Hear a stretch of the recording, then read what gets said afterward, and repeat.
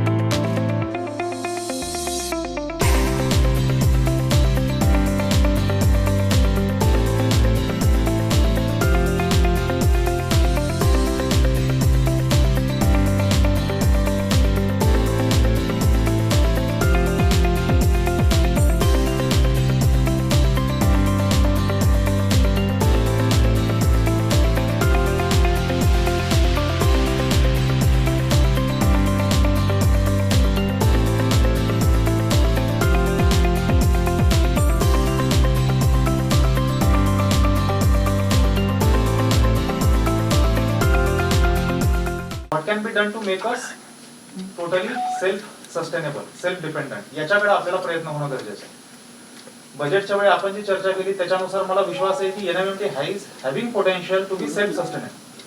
मात्र त्या दृष्टिकोनातून येत्या वर्षभरात प्रयत्न होणं गरजेचं आहे. एक टार्गेट आपण पकडू, येत्या 2 ते 3 वर्षाच्या कालावधीमध्ये we can expect NMMT to finance 100% of its own expenditure through whatever means. आणि NMMT doesn't need to depend on corporation. हे पोटेन्शियल आहे, त्या पद्धतीने रिअलाइज करणं गरजेचं आहे. We might take 2 to 3 years for that. तर अशा पद्धतीने सगळ्या डिपार्टमेंटने पाहणं गरजेचं आहे. वृक्ष प्राधिकरणाचं पण बजेट आपण स्वतंत्रपणे सादर करतो आणि त्या अनुषंगाने शहरभरात जी कामं घेणं अपेक्षित आहे त्याचं नियोजन करण्यात आलेलं आहे. इमिडिएट आपल्याला जे आता I will not use the word challenge, पण आपले प्रायोरिटी जे आहे त्याच्यामध्ये स्वच्छ सर्वेक्षण आणि माझी वसुंधरा हे आपलं प्रायोरिटी आता इमिडिएट आहे. कारण त्याचंही येत्या महिनाभरामध्ये शहराचे असेसमेंट होणार आहे आणि या महिन्यामध्ये आपण जो आपला परफॉर्मन्स देऊ त्याच्यावरती संपूर्ण वर्षभराचं आपलं जे काही कामकाज झालं असेल त्याची असेसमेंट केली जाईल. तर त्या दृष्टिकोनातून सुद्धा प्रत्येक HOD वर नोडल ऑफिसर म्हणून काही जबाबदाऱ्या देण्यात आल्या, त्या आपण पाहणं गरजेचं आहे. So as far as fund sanction of every department is concerned, that has been done in consultation with firstly HODs, concerned departments, as well as various representations we have received from general public, from people's representative, NGOs. या सर्वांचे जे काही आतापर्यंत निवेदनं किंवा suggestion प्राप्त झालेले आहेत, चर्चा वेगवेगळ्या झालेल्या आहेत, त्याच्या माध्यमातून आपण त्या डिपार्टमेंटची तरतूद अंतिम करण्याचा प्रयत्न केलाय. सो आय होप की everybody is HOD is aware about that आणि त्या पद्धतीने आपण अंमलबजावणी करा. So that is all from my side. I think याच्या आधारावरती आपल्याला या वर्षीचं बजेट अंतिम करता येईल. Then will go to press now.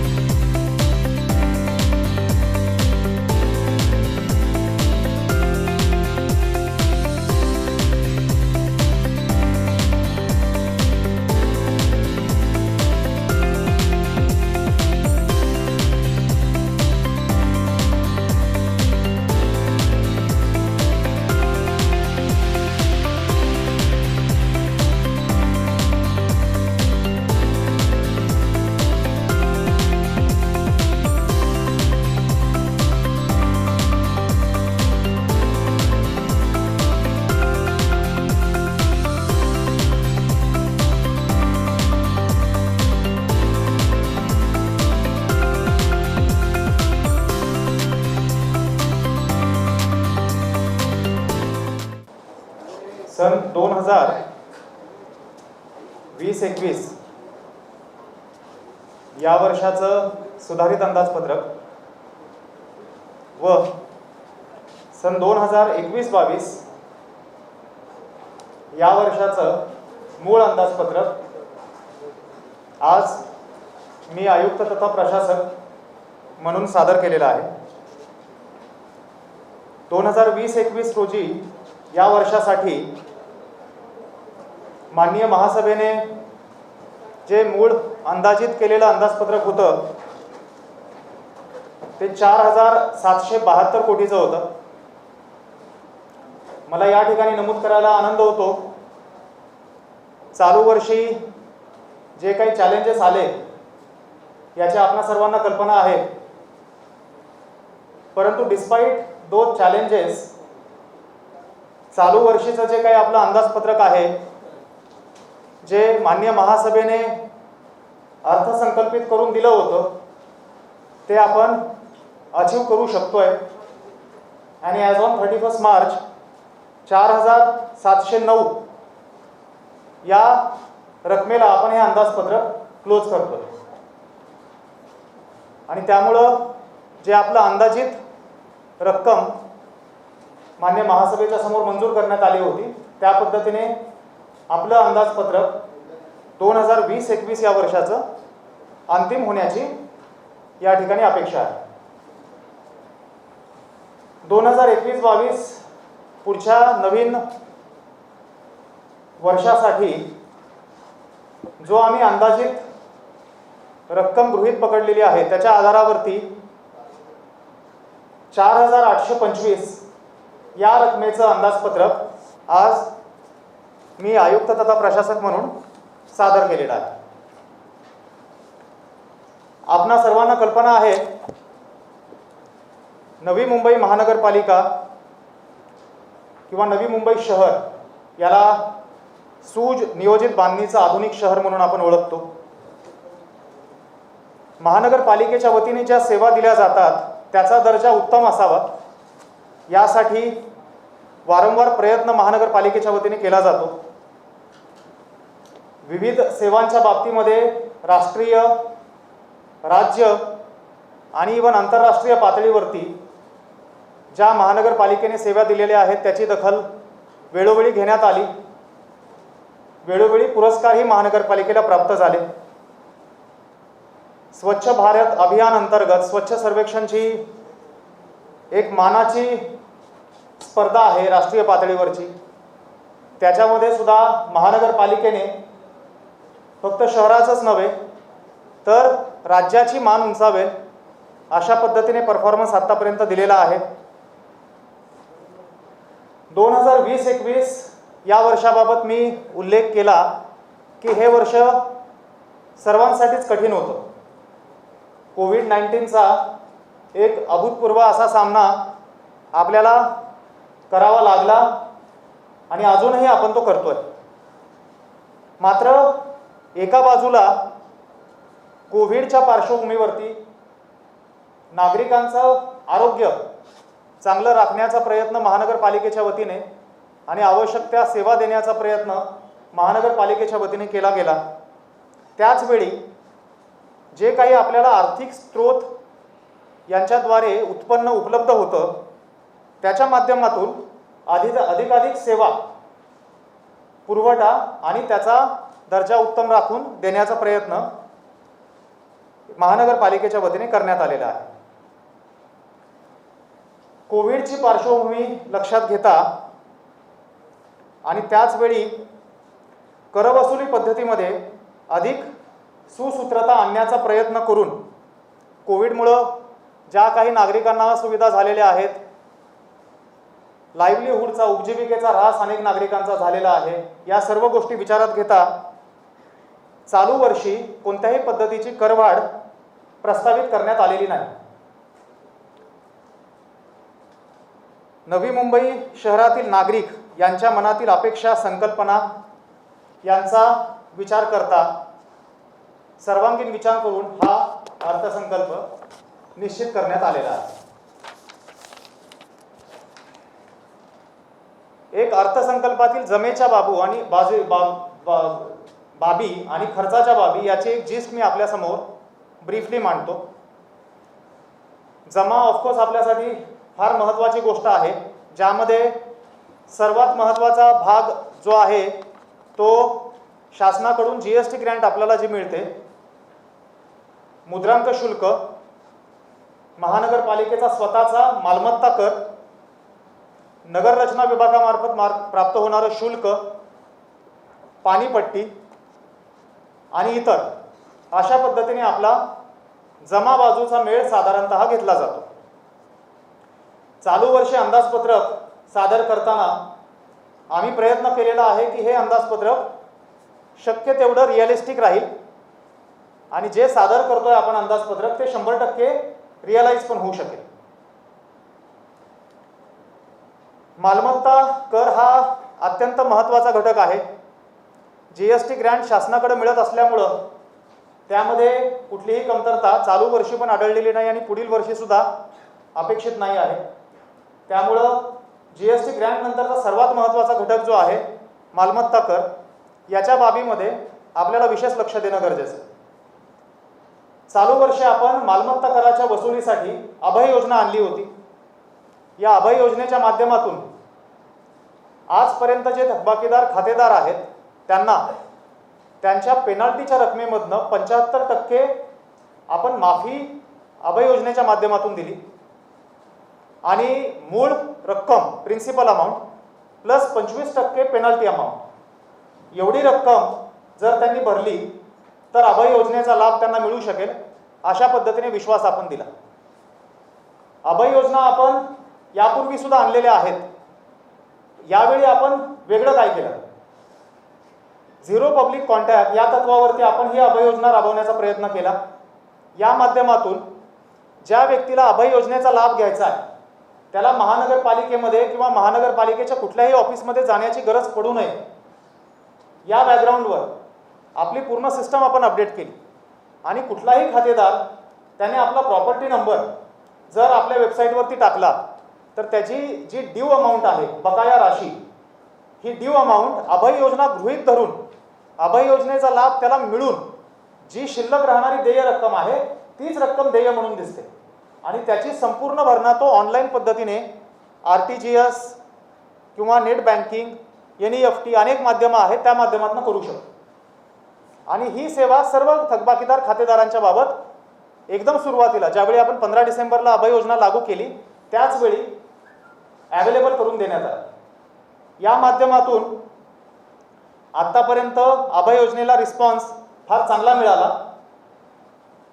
15 February अखेरपर्यंत अभय योजनेच्या माध्यमातून साधारणतः 99 कोटी एवढी रक्कम वसूल झालेली आहे आणि जी 75% त्याला सूट दिली ती रक्कम वेगळी.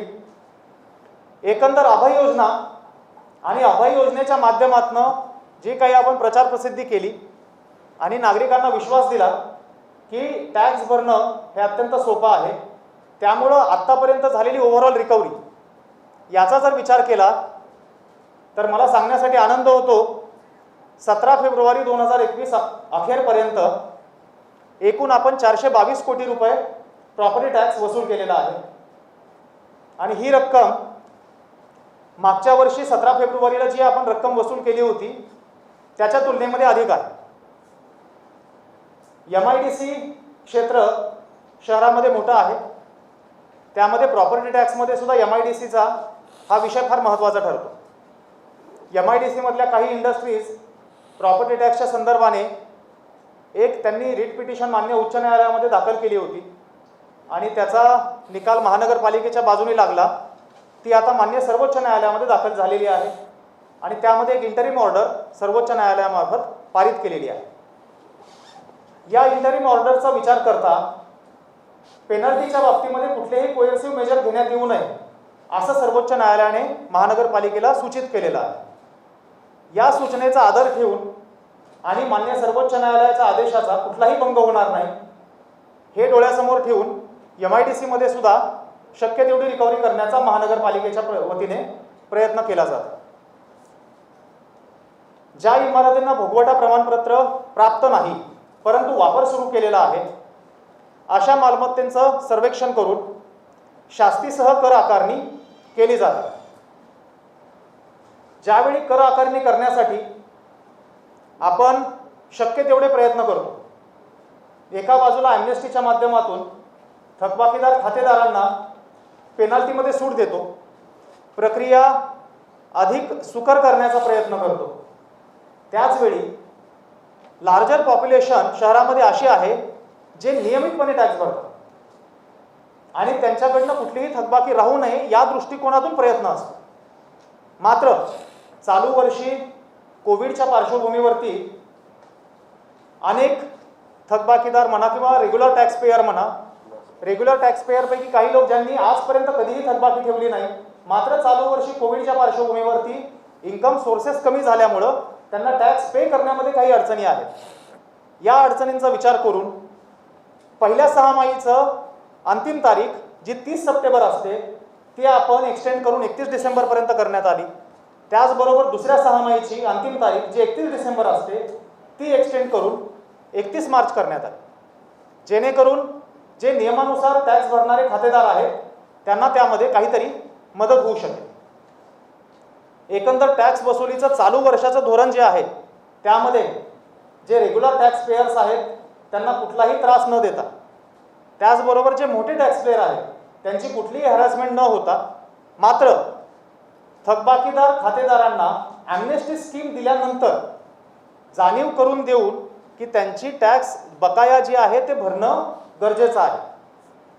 Tax is something which is non negotiable. whatever problem taxpayer is having that need to be taken care of. However, payment जे आहे ते झालंच पाहिजे.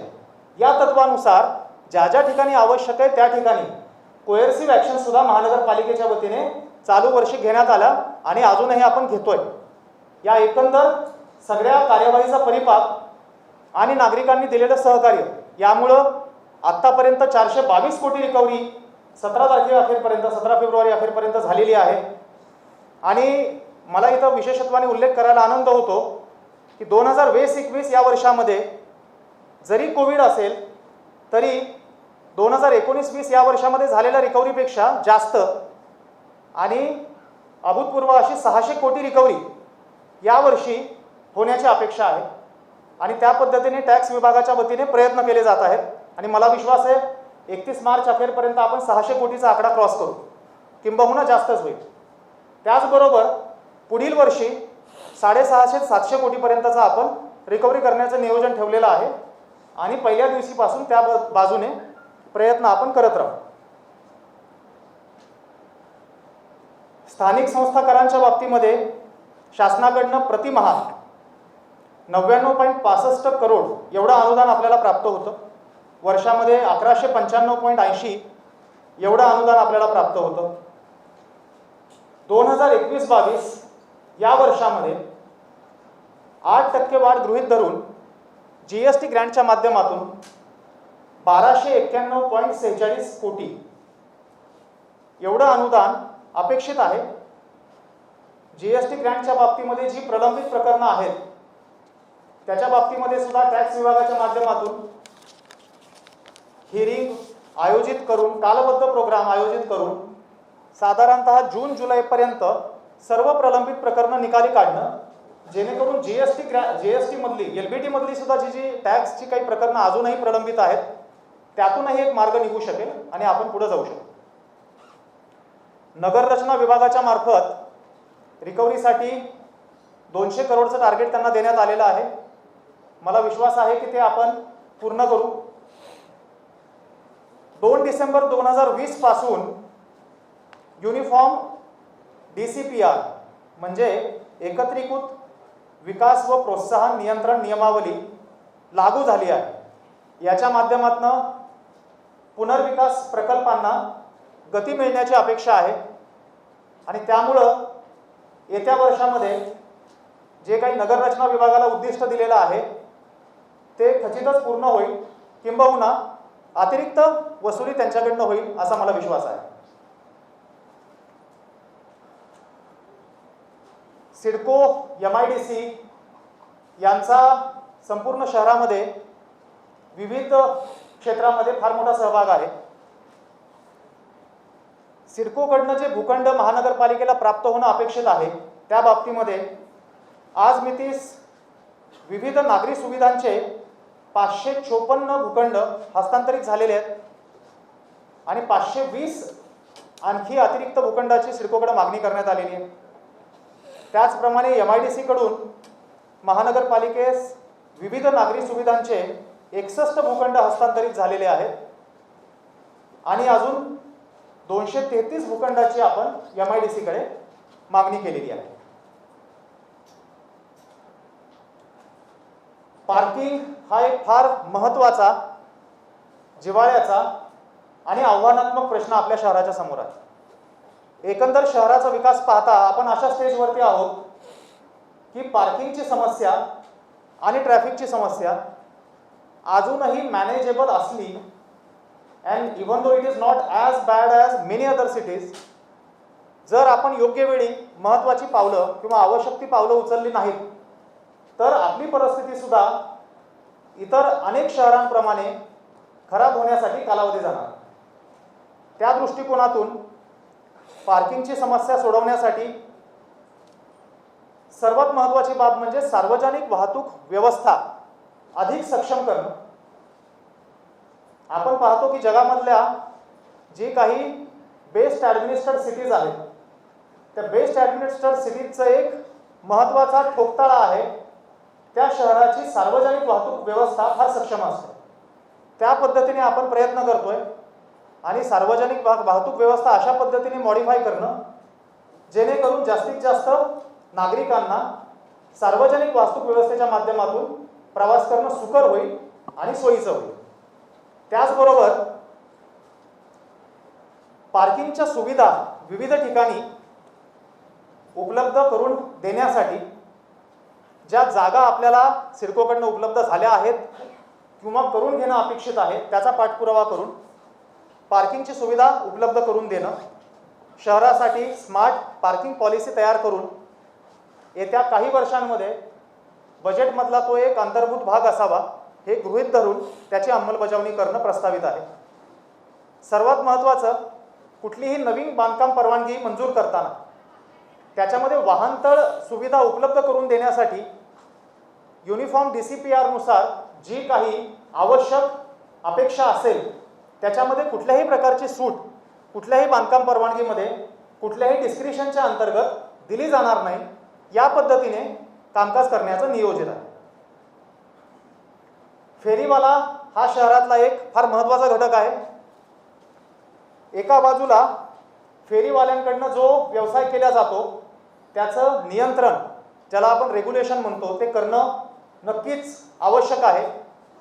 पण त्याचवेळी फेरीवाल्यांकडं फक्त उपद्रव या भावनेतून बघणं चुकीचं होतं आणि त्यामुळं एका बाजूला शहरातील सुनियोजित रचना, वाहतूक व्यवस्था याच्यामध्ये अडचण होणार नाही या पद्धतीने प्रयत्न करताना हॉकिंग ॲक्टनुसार जे काही कार्यवाही स्थानिक स्वराज्य संस्थेने करणं अपेक्षित आहे ती महानगरपालिकेच्या वतीने करण्याचा कालबद्ध कार्यक्रम परवाना विभागाच्या मार्फत रचण्यात आलेला आहे.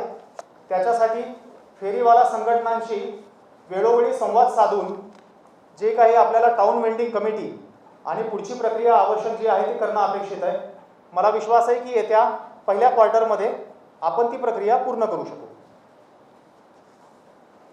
पाणी पुरवठा व्यवस्थेचा खर्च हा 100% पाणीपट्टीमधून मिळणारं उत्पन्न जे आहे त्यातून भागवला गेला पाहिजे, हे धोरण महापालिकेने निश्चित केलं आहे आणि या धोरणानुसार पाणीपट्टी वसुली जास्तीत जास्त करण्याकडे महानगरपालिकेचा प्रयत्न आहे.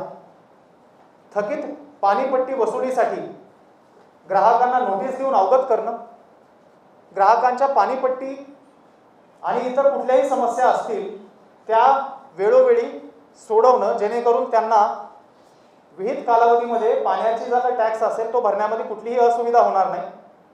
मात्र हे केल्यानंतर प्रॉपर्टी टॅक्सबद्दल आपण जसं बोललो त्याच पद्धतीने any kind of tax is non negotiable, जी गोष्ट नियमानुसार देय आहे ती दिलीच गेली पाहिजे या तत्वावरती वसुलीसाठी संपूर्ण प्रयत्न करणं, या भूमिकेतून पाणीपट्टी वसुलीसाठी प्रयत्न केला जाणार आहे.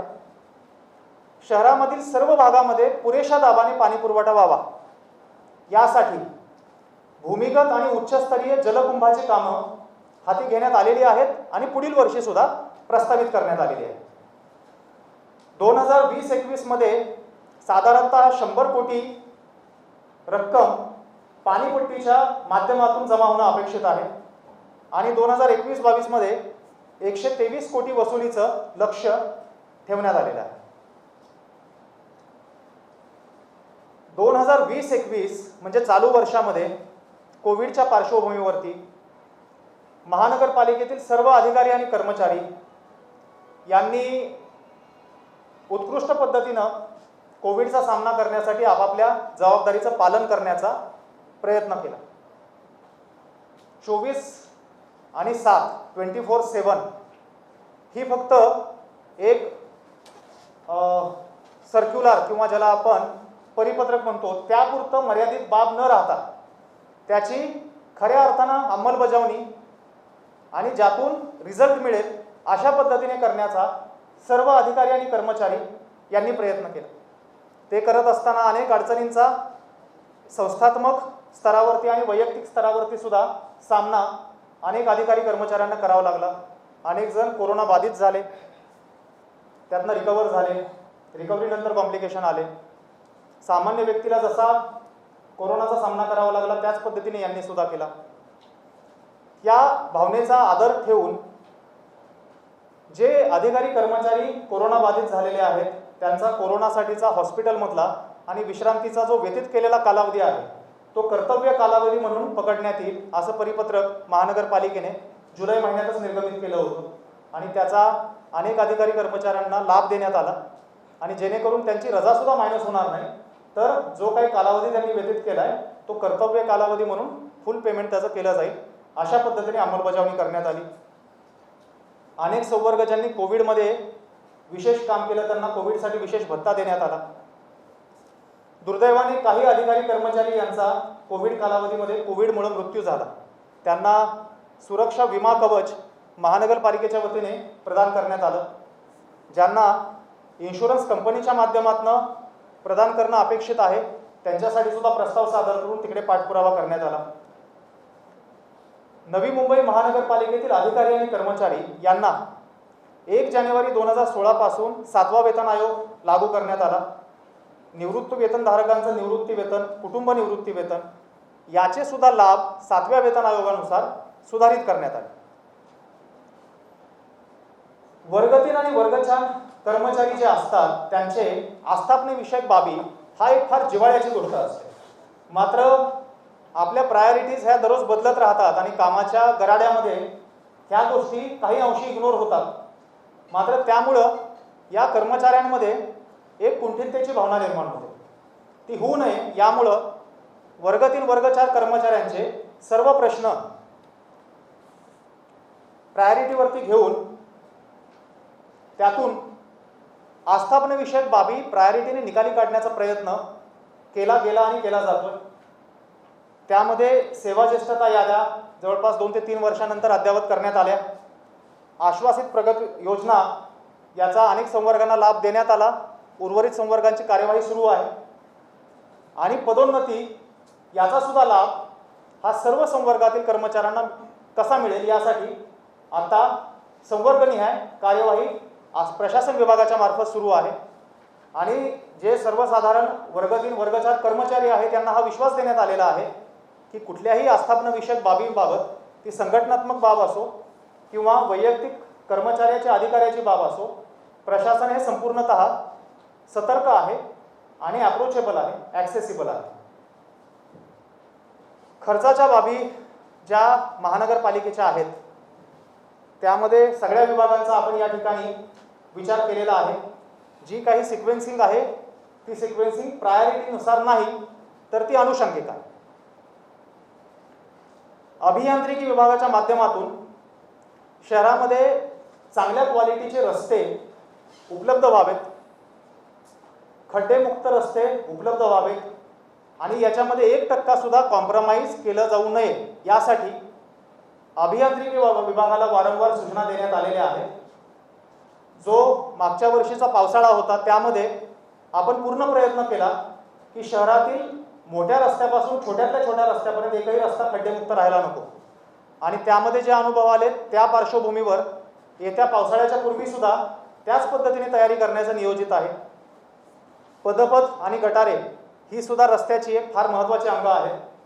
या सर्वांसाठी आपण 588 कोटीची तरतूद चालू वर्षी पुढच्या वर्षी प्रस्तावित केलेली आहे. यामध्ये TTC औद्योगिक क्षेत्रामध्ये काही आपण सुविधा उपलब्ध करून देणं अपेक्षित आहे आणि त्या ठिकाणी जे काही रस्त्यांचं काँक्रिटीकरण करणं प्रस्तावित आहे त्याचाही समावेश करण्यात आलेला आहे. शहरामध्ये वाहतूक कोंडी होऊ नये याच्यासाठी विविध ठिकाणी स्ट्रॅटेजिक लोकेशनला उड्डाणपूल बांधणं अपेक्षित आहे.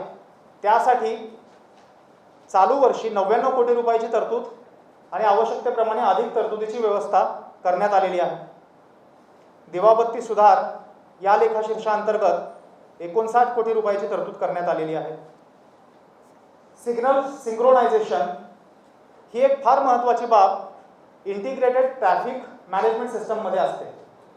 त्यामध्ये इंटिग्रेटेड ट्रॅफिक मॅनेजमेंट पुरतं मर्यादित न राहता ॲडॅप्टिव्ह ट्रॅफिक मॅनेजमेंट करण्याचा प्रयत्न महानगरपालिकेच्या वतीने केला जातो.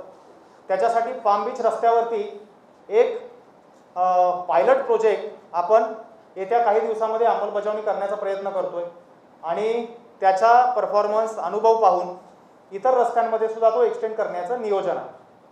जेणेकरून एका बाजूला सिग्नल सिंक्रोनायझेशनमुळं जे काही बेनिफिट पर्यावरणाच्या दृष्टिकोनातून मिळणार आहेत ते तर मिळतीलच, पण त्याचवेळी ओव्हर स्पीडिंगमुळे होणारे जे ॲक्सिडेंट असतात ते टाळण्यासाठी या सिग्नल सिंक्रोनायझेशनचा आपल्याला फायदा होऊ शकतो. त्याची तरतूद आवश्यक प्रमाणे केलेली आहे. पर्यावरणाच्या दृष्टिकोनातून ज्या आपल्या दहनभूमी जात किंवा स्मशानभूमी आहेत त्याच्यामध्ये सुद्धा प्रत्येक प्रशासकीय प्रभागामध्ये प्रत्येक ॲडमिनिस्ट्रेटिव्ह वॉर्डमध्ये कमीत कमी एक विद्युत किंवा गॅस वाहिनी असावी. या पद्धतीने येत्या वर्षामध्ये प्रयत्न केला जाणार आहे आणि त्यासाठी आवश्यक ती तरतूद बजेटमध्ये ठेवण्यात आलेली आहे. नॅशनल क्लीन एअर प्रोग्राममध्ये महानगरपालिकेचं पार्टिसिपेशन आहे आणि या प्रोग्रामसाठी सुद्धा आवश्यक तरतूद ठेवण्यात आलेली आहे. महानगरपालिका क्षेत्रातील युवकांना मुलांना चांगल्या प्रकारची मैदानं क्रीडा संकुल उपलब्ध व्हावीत यासाठी भरीव तरतूद उपलब्ध करून देण्यात आलेली आहे. पाणी पुरवठ्याच्या बाबतीमध्ये अधिकचे स्रोत निर्माण होणं गरजेचं आहे. फक्त मोरबे डॅम आहे त्याच्यावरती अवलंबून न राहता इतर काही पर्याय आपल्याला उपलब्ध होणं अपेक्षित आहे. त्यासाठी आवश्यक तरतूद उपलब्ध करून देण्यात आलेली आहे. मोरबे धरणाचं पाणी हे संपूर्ण महानगरपालिका कार्यक्षेत्रामध्ये पोहोचणं गरजेचं आहे. विशेष करून दिघा भागामध्ये अजूनही ते पाणी पोहोचू शकलेलं नाही. याच्यासाठी पाईपलाईनच्या कामाची जी अडचण होती ती मागच्या 1.5 महिन्यामध्ये आम्ही दूर केली आणि त्यातून मे अखेरपर्यंत हे पाईपलाईनचं काम पूर्ण होऊन दिघ्यापर्यंत मोरबे धरणाचं पाणी पोहोचू शकेल असा आमचा प्रयत्न राहील. वॉटर ऑडिट करून एकंदर महानगरपालिका क्षेत्रामधलं जे नॉन रेव्हेन्यू वॉटर असतं जे चोरीच्या स्वरूपात असू शकेल किंवा ज्या ठिकाणी पाणी कनेक्शन दिलेले आहेत परंतु आपल्या कलेक्शनच्या नेटवर्कमध्ये ते आलेले नाही असे सर्व कनेक्शन टॅप करून रिकव्हरी जास्तीत जास्त होईल याकडे महानगरपालिकेचा प्रयत्न राहणार आहे. गावठाण क्षेत्र झोपडपट्टी क्षेत्र या ठिकाणी मलनिस्सारण वाहिनी टाकणे आणि ज्या सेकंडरी टर्शरी मलनिस्सारण वाहिन्या आहेत त्या मुख्य मलनिस्सारण वाहिनीला जोडणे हा एक फार जिव्हाळ्याचा प्रश्न आहे. आज रोजी नवी मुंबई महानगरपालिकेमध्ये सिओर लाईनचं नेटवर्क इतर अनेक शहरांच्या तुलनेत चांगलं असलं तरी जो अजूनही कव्हर न झालेला भाग आहे त्याला येत्या काही वर्षांमध्ये कालबद्ध पद्धतीने कव्हर होणं अपेक्षित आहे. त्यासाठी आवश्यक ती तरतूद ठेवण्यात आलेली आहे. प्रक्रियायुक्त सांडपाणी जे आहे आपल्याला एक अभिमान असला पाहिजे की आपल्या शहरामध्ये जे पण सांडपाणी निर्मिती होते ती 100% सांडपाणी आपण प्रक्रिया करतो. मात्र ते सांडपाणी आपण खाडीमध्ये सोडतो. तर ते प्रक्रियायुक्त सांडपाणी जे आहे ते खाडीमध्ये न सोडता त्याचा जर आपण पुनर्वापर करू शकलो त्याच्यासाठी उद्याने त्याच्यानंतर सार्वजनिक शौचालय रस्ते दुभाजक, इतर सुशोभित जागा याच्यासाठी ते पाणी देणं, कन्स्ट्रक्शन साईट आहेत याच्यावरती पाणी देणं, यासाठी प्रयत्न केला जात आहे. टर्शरी ट्रीटमेंट प्लांट कोपरखैरे आणि ऐरोलीमध्ये आपण अमृत योजनेच्या अंतर्गत प्रस्तावित केले, ज्याची कामं 31 मार्चला 1 आणि 31 मेला 1 अशा पद्धतीने पूर्ण करण्याचा आपला प्रयत्न आहे. यातून 40 MLD पाणी हे टर्शरी ट्रीटमेंट करून उपलब्ध होणार आहे, 40 मिलियन लिटर पर डे. आणि हे पाणी आपण MIDCला उपलब्ध करून देण्याचा प्रयत्न करतोय, जेणेकरून MIDCसाठी आपण आपल्या धरणातलं जे पाणी देतो त्याचीही बचत होऊ शकेल आणि खऱ्या अर्थाने सांडपाण्याचा पुनर्वापर, ज्याचं धोरण 2017 साली शासनाने शासन निर्णयाच्या माध्यमातून निर्गत केलं, त्या पद्धतीने होऊ शकेल.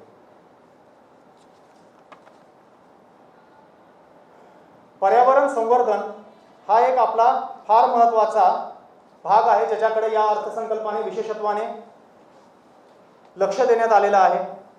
आपल्या सर्वांना कल्पना आहे, येलो बाईक यांच्या माध्यमातून पब्लिक बायसिकल शेअरिंग सिस्टम महानगरपालिकेने सुरू केली.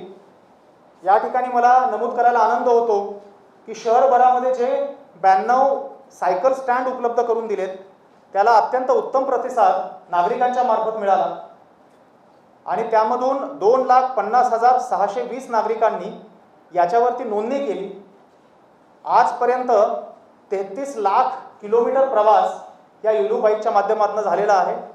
आणि एक आपल्या सर्व नवी मुंबईकर नागरिकांसाठी अभिमानाची बाब म्हणजे 38 कोटी 61 लाख ग्रॅम एवढे कार्बन क्रेडिट या येलो बाईकच्या माध्यमातून जे काही नॉन मोटराइज ट्रान्सपोर्ट आपण करण्याचा प्रयत्न केला, त्यातून आपण ते अचीव करू शकलो. हवेच्या गुणवत्ता मापनासाठी ऐरोली, कोपरखैरणे आणि तुर्भे इथली जी हवामापन केंद्र आहेत ती कार्यान्वित करण्यात येत आहेत. नॉन मोटराइज ट्रान्सपोर्टचा मी या ठिकाणी उल्लेख केला. इलेक्ट्रिक व्हेकल ही एक फार महत्त्वाची बाब आहे, जी आपल्याला नॉन मोटराइज ट्रान्सपोर्टसाठी प्रमोट करणं गरजेचं आहे. यावर्षी अर्थसंकल्पाच्या माध्यमातून एक नाविन्यपूर्ण बाब म्हणून एकंदर नवी मुंबई शहर प्रदूषणमुक्त व्हावं यासाठी आणि महानगरपालिकेने फक्त प्रीच करणं अपेक्षित नाही तर प्रॅक्टिस करणं अपेक्षित आहे, या भावनेतून अधिकारी वर्गाकरता यापुढे जी काही वाहनं घेतली जातील ती इलेक्ट्रिकल वाहनं घेण्यासाठी आपण आवश्यक ती तरतूद तर करतच आहोत, परंतु डिझेल व्हेकल त्याची कॅपिटल कॉस्ट आणि 10 वर्षाचा मेंटेनन्स जर लक्षात घेतला आणि त्या तुलनेत इलेक्ट्रिक व्हेकलची कॅपिटल कॉस्ट आणि त्याचा 10 वर्षाचा मेंटेनन्स लक्षात घेतला तर नक्कीच पर्यावरणासाठी होणारा बेनिफिट तर आहेच, पण त्याचबरोबर आपल्याला ती फायनान्शियल कॉस्टच्या दृष्टिकोनातून सुद्धा परवडणारी बाब आहे. आणि त्यामुळं या प्रस्तावासाठी आवश्यकता पडली तर शासनाची मान्यता घेणं प्रस्तावित आहे आणि या प्रस्तावाची अंमलबजावणी करण्याचा महानगरपालिकेचा प्रयत्न राहील. त्याचबरोबर शहरामध्ये चार्जिंग स्टेशनचं जाळं उभारणं आवश्यक आहे. इलेक्ट्रिकल व्हेकल एका बाजूला जर महानगरपालिका स्वतः बसेसच्या व्यतिरिक्त अधिकारी, मान्य पदाधिकारी यांच्या वाहनासाठी सुद्धा घेण्याचा जर विचार करत असेल तर चार्जिंग स्टेशन फक्त आपण आपल्या महानगरपालिकेसाठी सुरू करणं अपेक्षित नाही, सर्वसामान्य नागरिकांमध्ये सुद्धा इलेक्ट्रिकल व्हेकलचा प्रसार झाला पाहिजे.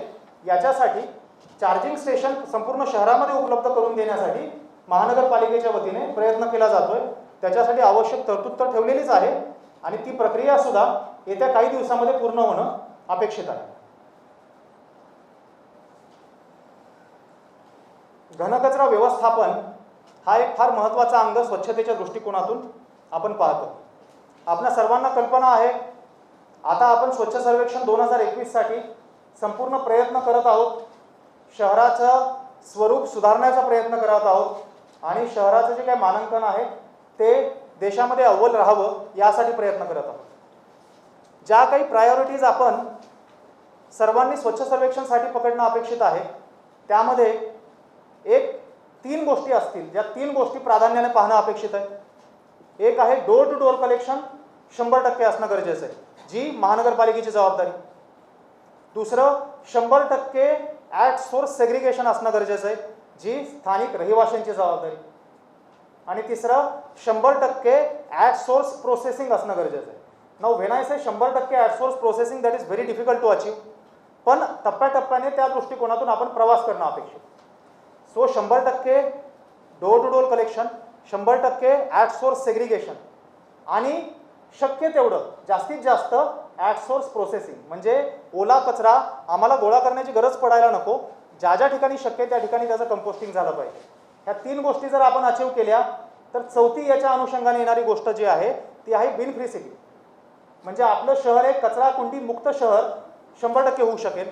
या जर गोष्टी झाल्या तर आपल्या शहराला देशामध्ये अव्वल येण्यासाठी कोणीही रोखू शकत. तर त्या दृष्टिकोनातून प्रयत्न करण्यासाठी महानगरपालिका आवश्यक सर्व बाबी त्यामध्ये आपण अवलंबित करत आहोत आणि नागरिकांना सुद्धा त्यासाठी आवाहन करत आहोत. त्यांच्या माध्यमातून सुद्धा चांगला रिस्पॉन्स मिळत आहे. स्वच्छ भारतच्या अंतर्गत ग्रीन सोल किंवा प्लास्टिमॅन यासारख्या नाविन्यपूर्ण कल्पना महानगरपालिकेने यापूर्वी राबवल्यात, त्या आपण अजूनही कंटिन्यू करत आहोत. निसर्गातील पृथ्वी, वायू, जल, अग्नी आणि आकाश या पंचतत्वांसोबत जीवन पद्धती अंगीकारण्यासाठी आणि जैव विविधतेचं रक्षण करण्यासाठी माझी वसुंधरा अभियान शासनाच्या माध्यमातून 2 ऑक्टोबर 2020 ते 31 मार्च 2021 पर्यंत राबवलं जात आहे. या अंतर्गत विविध उपक्रम महानगरपालिकेच्या वतीने केले जात आहेत. याचाच एक भाग म्हणून महानगरपालिकेने विविध जागी हरित पट्टे निर्माण करण्याचं नियोजन केलेलं आहे. मला इथं अभिमानाने नमूद करावं असं वाटतं की निसर्ग उद्यानामध्ये महानगरपालिकेच्या वतीने 40,000 वृक्ष लागवडीच्या माध्यमातून एक अर्बन फॉरेस्ट निर्माण करण्याचा प्रयत्न केला जातोय. ह्या 40,000 वृक्ष लागवडीमध्ये आणखी एक नमूद करण्यासारखी बाब म्हणजे एकही झाड हे एक्झॉटिक नसणार आहे. 100% इंडिजिनस स्पेसीज असतील आणि मियावाकी पद्धतीचा अवलंब केल्यामुळं येत्या 12 ते 15 महिन्यामध्ये ही झाडं 15 फुटापेक्षा जास्त वाढ होणं अपेक्षित आहे. आणि या माध्यमातून एक अर्बन फॉरेस्टची जी काय आपली संकल्पना आहे त्याचा अवलंब आपल्या शहरामध्ये केला जाईल. आज रोजी या 40,000 पैकी 20,000 झाडांची लागवड झालेली आहे आणि ही लागवड संपूर्णतः CSR फंडातून महानगरपालिकेचा एकही रुपया खर्च न करता आपण करत आहोत. त्याचबरोबर मियावाकी पद्धतीचा अवलंब फक्त निसर्ग उद्यानापुरता मर्यादित न ठेवता आपल्या महानगरपालिकेचं मुख्यालय, त्याचबरोबर शहरातील अनेक ट्रॅफिक आयलंड या ठिकाणी सुद्धा करण्याचा प्रयत्न करतोय, ज्यातून क्लीन एअर प्रोग्रामचा मी उल्लेख केला होता. एअर पोल्युशन मिटिगेशनसाठी ही एक फार महत्त्वाची बाब आहे, ती आपण करू शकतो. आपली जी प्रोसेसिंग साईट आहे, ज्या ठिकाणी आपल्या सायंटिफिक लँडफिल आहे तुर्भ्यामध्ये, त्या ठिकाणी सुद्धा स्थानिक रहिवाशांना तिथे जो कचरा लँडफिल साईटवरती इनर्ट टाकलं जातं ते क्लोज होईपर्यंत दुर्गंधीचा सामना करावा लागतो. त्या ठिकाणी मियावाकीचा वापर जर केला तर एक आपण नैसर्गिक अडसर निर्माण करू शकतो. त्याचाही विचार आपण या ठिकाणी तो ऑप्शन एक्सप्लोर करत आहोत. स्वच्छ भारत अभियानाअंतर्गत नवी मुंबई महानगरपालिकेला 2018 आणि 2019 करता 30 कोटी बक्षिसाची रक्कम मंजूर करण्यात आली आहे शासनाच्या वतीने. त्यापैकी 15 कोटी रुपये आपल्याला आतापर्यंत प्राप्त झालेले आहेत. हागणदारी मुक्तमध्ये आपण ODF++चं मानांकन यापूर्वीच मिळवलेलं आहे. यावर्षी आपण वॉटर प्लस जे हायेस्ट दर्जाचं मानांकन आहे ते मिळवण्याचा प्रयत्न करतो. त्याचबरोबर APMCमध्ये जो कचरा जमा होतो आणि हॉटेल वेस्ट जे जमा होते म्हणजे रेस्टॉरंट वेस्ट, याच्या माध्यमातून बायो CNGचे 150 TPD म्हणजे 150 मेट्रिक टन पर डे या कॅपॅसिटीचा प्लांट प्रस्तावित करण्यात आलेला आहे. यातून जी ग्रीन वेस्ट APMC आणि रेस्टॉरंटमधनं जी जमा होईल ती ग्रीन वेस्ट आपण प्रोसेस करून बायो CNG या कॉम्प्रेस नॅचरल गॅसची निर्मिती करू आणि हा बायो CNG ज्या आपल्या बसेस आहेत NMMTच्या, त्या बसेसमध्ये डिझेल बसेस ज्या जुन्या होतात त्या आपण CNGवर जर कन्वर्ट केल्या तर प्रदूषण पण कमी होतं आणि त्या बसची लाईफ पण वाढते. त्या बसेस कन्वर्ट करून त्या बसेससाठी वापर करण्याचं प्रस्तावित करण्यात आलेलं आहे. स्वच्छ सर्वेक्षण अंतर्गत शहर सुशोभीकरण हा एक फार महत्त्वाचा कॉम्पोनंट असतो, ज्याला स्वच्छ सर्वेक्षण अंतर्गत फार महत्त्व दिलं जातं. स्वच्छ सर्वेक्षणचा जरी एक क्षणापुरता विचार नाही केला तरी आपलं शहर सुंदर असावं ही भावना प्रत्येक नागरिकाची असते. किंबहुना ज्या पद्धतीने आपण आपलं घर स्वच्छ ठेवतो त्याच पद्धतीने शहर स्वच्छ ठेवावं ही जी आपण उक्ती वारंवार लोकांना बोलतो ती कृतीतून दाखवणं गरजेचं आहे. यासाठी चालू वर्षीमध्ये जे काही शहर सुशोभीकरणाचा कार्यक्रम आहे तो महानगरपालिकेच्या वतीने नाविन्यपूर्ण पद्धतीने राबवण्यात आला. टिपिकल पद्धतीने रंगरंगोटी न करता जे स्कूल ऑफ आर्ट या संस्थेमधली मुलं जी आहेत त्यांना फक्त कन्सेप्ट आम्ही सांगितल्या आणि त्यांच्या पूर्ण इमॅजिनेशनचा पूर्ण स्कोप जो आहे तो एक्सप्लोअर करून शहरभरामध्ये फार सुंदर कामं करण्यात आली. याला फार चांगला रिस्पॉन्स आपले पत्रकार बांधव आणि सर्वसामान्य नागरिक यांच्यामार्फत सुद्धा मिळाला. एकंदर स्वच्छ सर्वेक्षणच्या अंतर्गत जी स्लोगन आपण यावेळी निश्चित केलेली आहे, निश्चय केला नंबर पहिला किंवा क्लीनर टुडे बेटर टुमॉरो, या स्लोगनला आपण फक्त स्लोगन पुरतं किंवा त्याचा जो का आपण जयघोष करतो त्याच्यापुरतं मर्यादित न ठेवता ती खऱ्या अर्थाने प्रत्यक्षामध्ये उतरण्यासाठी ज्या ज्या गोष्टी करणं आवश्यक आहे त्यासाठी महानगरपालिका प्रामाणिकपणे प्रयत्न करत आहे.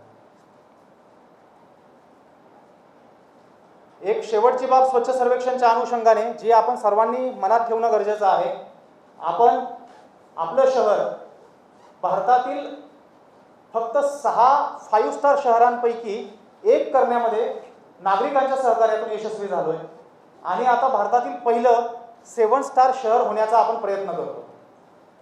It is a very challenging task, कारण 7 स्टार म्हणजे 100%, 99% असेल तर 100 आपण 7 स्टार होत नाही. And that's why it is very challenging. But आपण पूर्ण प्रयत्न करतोय आणि मला अपेक्षा आहे की ज्या पद्धतीने नागरिकांच्या सहकार्यातून आपण 5 स्टार झालो त्या पद्धतीने 7 स्टार सुद्धा होऊ शकतो.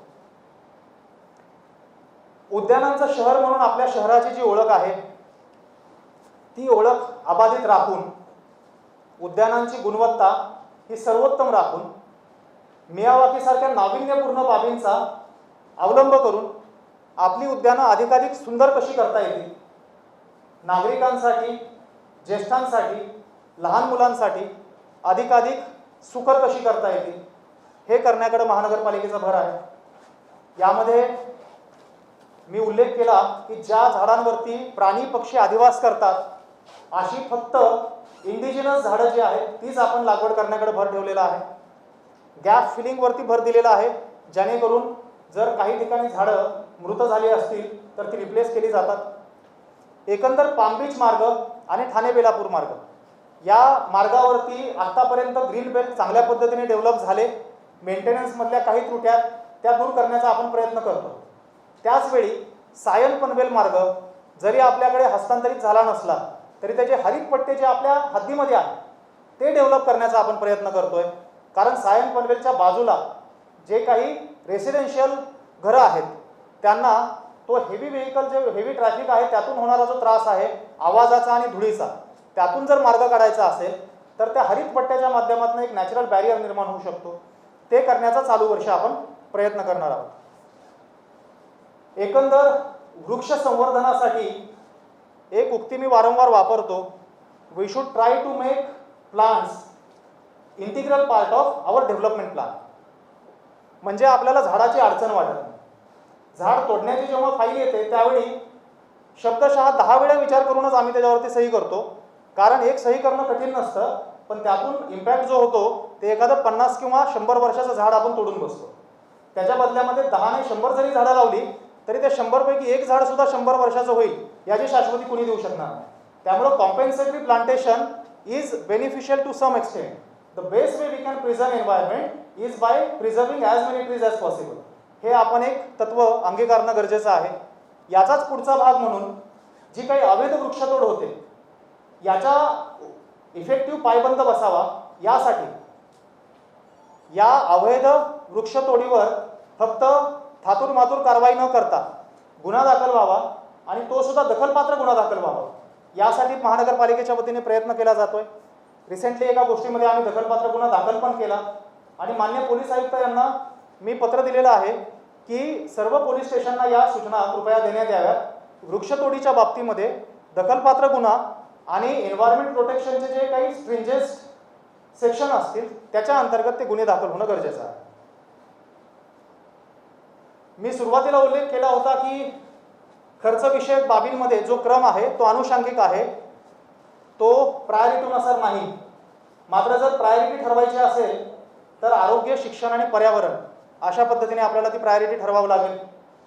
आरोग्य ही महानगरपालिकेची सर्वोच्च प्राधान्य राहणं गरजेचं आहे आणि ते फक्त कोविडसाठी नव्हे तर एरवी सुद्धा ते राहणं गरजेचं आहे. कारण आपण जे रस्ते बांधतो त्या रस्त्याचा वापर कटिंग अक्रॉस सोशल और इकॉनॉमिक स्टेटस सर्वजण करतात. मात्र आपण जे दवाखाने बांधतो त्या दवाखान्याचा वापर आर्थिकदृष्ट्या जे काही not well to do families आहेत त्यांच्याकडनं केला जातो आणि त्यामुळं या सुविधा अधिकाधिक चांगल्या पद्धतीने देण्याचा महानगरपालिकेचा प्रयत्न राहिला पाहिजे. त्या दृष्टिकोनातनं प्रयत्न केला जातो. नेरूळ आणि ऐरोलीचे जे हॉस्पिटल आहेत ते 100 खाटाची जी क्षमता आहे ती वाढवून 300 खाटांच्या संपूर्ण क्षमतेने कार्यान्वित व्हावे यासाठी प्रयत्न केला जातोय. आवश्यक तरतूद ठेवण्यात आलेली आहे.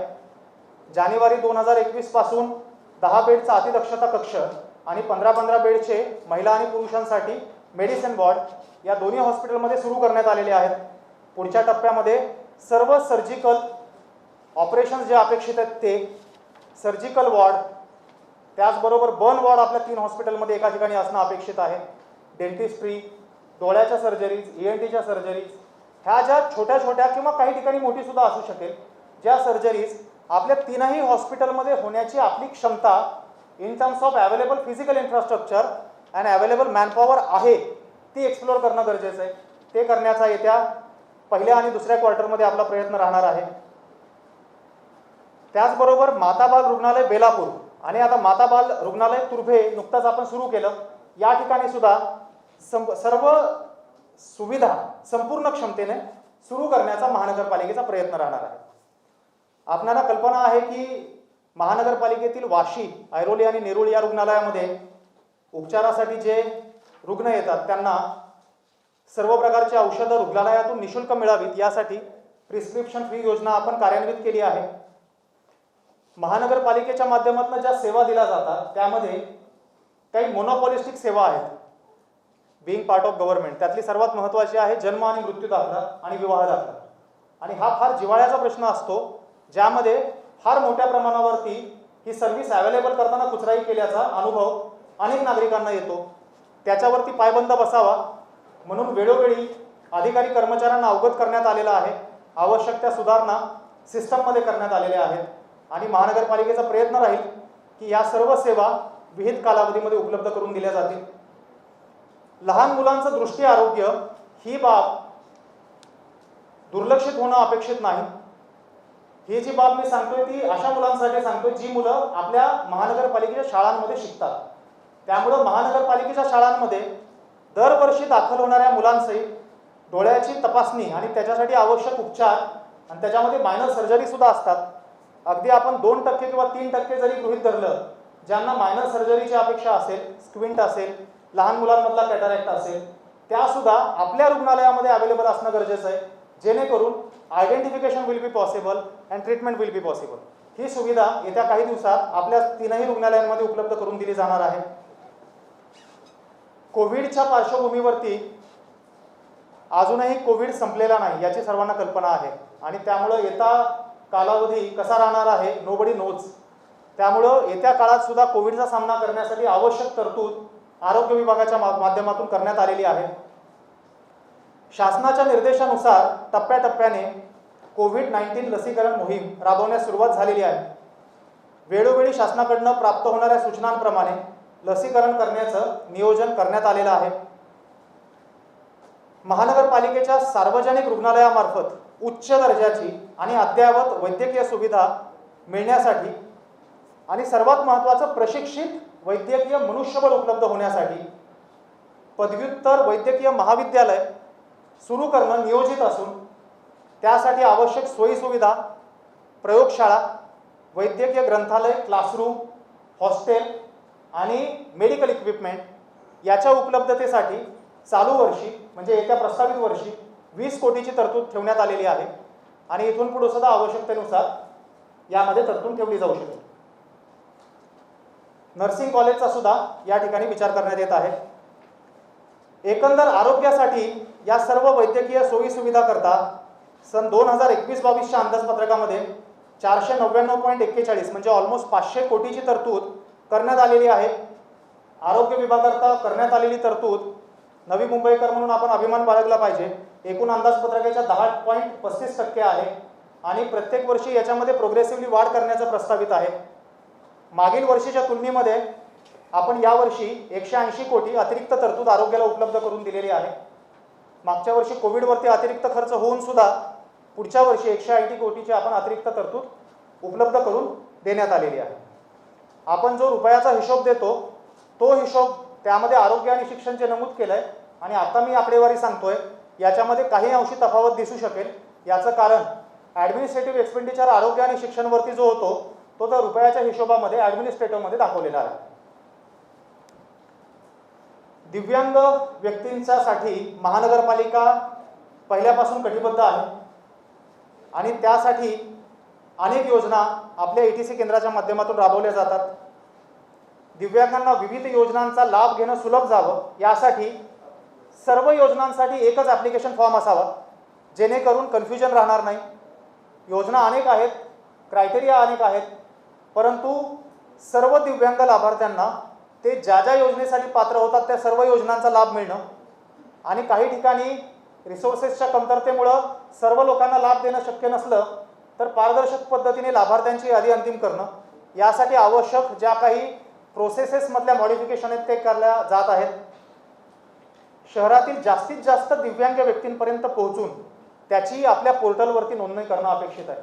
आज ETC केंद्राच्या माध्यमातून आपण एवढ्या कार्यवाही किंवा एवढ्या ॲक्टिव्हिटीज जरी केल्या तरी वस्तुस्थिती आहे की आपण अजूनही शहरातील शेवटच्या दिव्यांग व्यक्तीपर्यंत सुद्धा अजून पोहोचू शकलेलो नाही. ते होणं गरजेचं आहे. त्यामुळं चालू वर्षी जास्तीत जास्त दिव्यांगांपर्यंत कसं पोचायचं आणि त्यांची आपल्या पोर्टलवरती सोप्या पद्धतीने एंट्री कशी करून घ्यायची हे करण्यासाठी आम्ही प्रोसेस आता निश्चित करत आहोत. जर आपल्यापर्यंत ते पोहोचूच शकले नाही तर आपण त्यांना लाभ देण्यासाठी सक्सेसफुल होऊ शकणार नाही, ही यामागची भावना आहे. एकंदर दिव्यांग लोकांसाठी आत्तापर्यंत ज्या आपण फॅसिलिटीज उपलब्ध करून दिल्यात त्यातली एक महत्त्वाची फॅसिलिटी ज्याच्यासाठी दिव्यांग लोक वारंवार आग्रही राहतात ती आहे त्यांच्या उपजीविकेसाठी महानगरपालिकेच्या वतीने स्टॉल उपलब्ध करून द्यावे. त्यासाठी माननीय महासभेच्या माध्यमातून एक सूची अंतिम करण्यात आली आणि तरतूद चालू म्हणजे 2021-22 नव्हे 2020-21 मध्येच त्यासाठी करण्यात आलेली आहे आणि त्याची प्रक्रिया सुद्धा अंतिम टप्प्यात आहे. सिडकोकडे सुद्धा आपण जागा उपलब्धतेबाबत पाठपुरावा करतोय आणि मला विश्वास आहे की येत्या काही दिवसांमध्ये आपण ते स्टॉल दिव्यांग लोकांना उपलब्ध करून देऊ शकू. शहरामधील क्रीडा संस्कृती वाढीस लागण्यासाठी आणि त्याचबरोबर जे काही उदयोन्मुख खेळाडू निर्माण व्हावेत या उद्दिष्टानं मैदानांचा विकास करण्याचा उल्लेख मी मगाशी केला. मात्र त्याचबरोबर इतर अनुषंगिक ज्या बाबी आहेत त्यासाठी आवश्यक तरतुदी अंदाजपत्रकामध्ये समाविष्ट केलेल्या आहेत. क्रीडा शिष्यवृत्तीद्वारे खेळाडूंना प्रोत्साहित करण्याचं पण आपण प्रत्येक वर्षीप्रमाणे करतोय. आगामी काळात आंतरराष्ट्रीय दर्जाचा जलतरण तलाव उपलब्ध करून देण्याचं नियोजन आहे. यापूर्वी सुद्धा यासाठी प्रयत्न झाला होता पण समहाऊ ती प्रोसेस होऊ शकली नाही. आमचा पुन्हा प्रयत्न आहे की हा जलतरण तलाव आपल्या शहरातील जे काही इच्छुक खेळाडू असतील सर्वसामान्य नागरिक असतील यांच्या सेवेमध्ये लवकरच उपलब्ध होईल. समाज विकास विभागाच्या माध्यमातून महिला, बालके, मागासवर्गीय, प्रकल्पग्रस्त, मनपा आस्थापनेवरील सफाई कामगार तसेच कंत्राटी कामगार, रेती, नाका, दगडखाण, बांधकाम कामगार यांच्यासाठी असणाऱ्या योजनांची विहित कालावधीत अंमलबजावणी करण्याचं नियोजन आहे. त्यासाठी आवश्यक तरतुदी केलेल्या आहेत. विद्यार्थ्यांच्या शिष्यवृत्तीचे अर्ज प्रलंबित राहू नये यासाठी कालबद्ध कार्यक्रम राबवून विहित कालावधीमध्ये शिष्यवृत्ती रक्कम विद्यार्थ्यांच्या खात्यावर जमा होईल यासाठी नियोजन केलं जात आहे. जेणेकरून ॲप्लिकेशनची संख्या 40 ते 50 हजार असली तरी प्रोसेसिंग त्याचं कालबद्ध पद्धतीने करणं शक्य होईल. अग्निशमन विभागाला अद्ययावत मशिनरी उपलब्ध करून देण्यासाठी आवश्यक त्या तरतुदी केलेल्या आहेत. नवी मुंबई क्षेत्रातील गावठाण आणि झोपडपट्टी क्षेत्रामध्ये अरुंद रस्ते असतात. त्या ठिकाणी एखादी आगीची घटना झाली तर त्याला आपल्याला विहित कालावधीमध्ये रिस्पॉन्ड करता यावं. त्यासाठी फायर फायटिंग मोटार बाईक खरेदी प्रस्तावित आहे. अग्निशमन दलातील जवानांचा फिटनेस टिकून राहावा यासाठी शहरातील सर्व अग्निशमन केंद्रांमध्ये जिम किंवा व्यायामशाळा सुरू करण्याचं नियोजन करण्यात आलेलं आहे.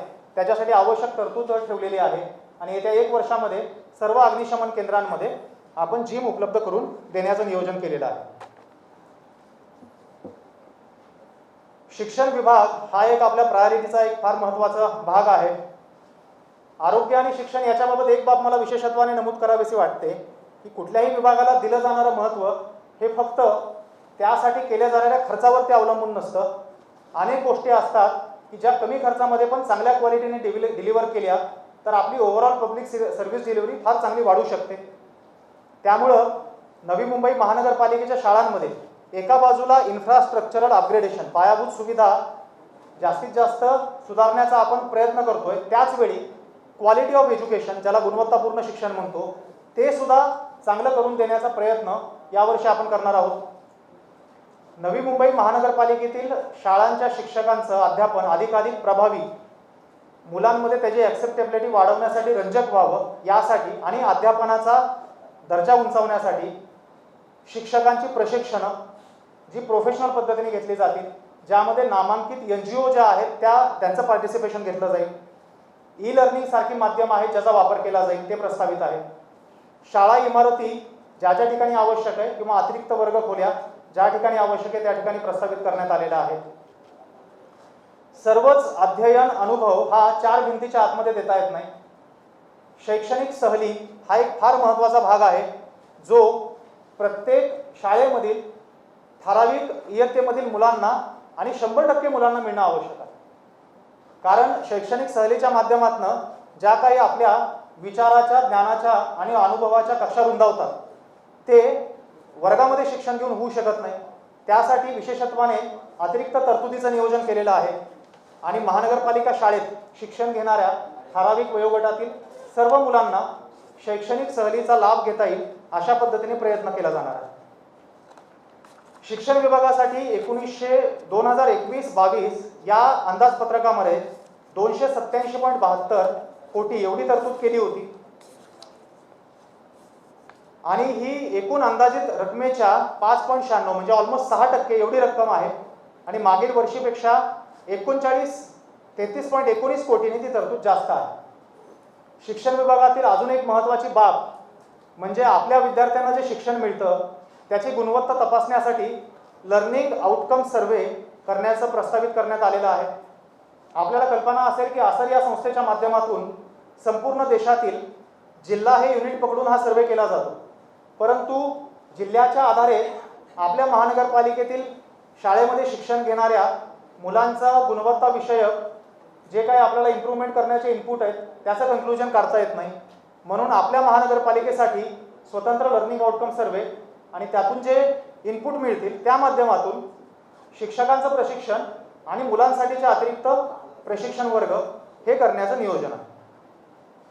परिवहनचाही स्वतंत्रपणे अर्थसंकल्प आज सादर करण्यात आलेला आहे. 2020-21 या वर्षासाठी 223 कोटी या रकमेला तो अर्थसंकल्प अंतिम करण्यात आला. 2021-22 मध्ये 379 करोड हा अर्थसंकल्प प्रस्तावित करण्यात येत आहे.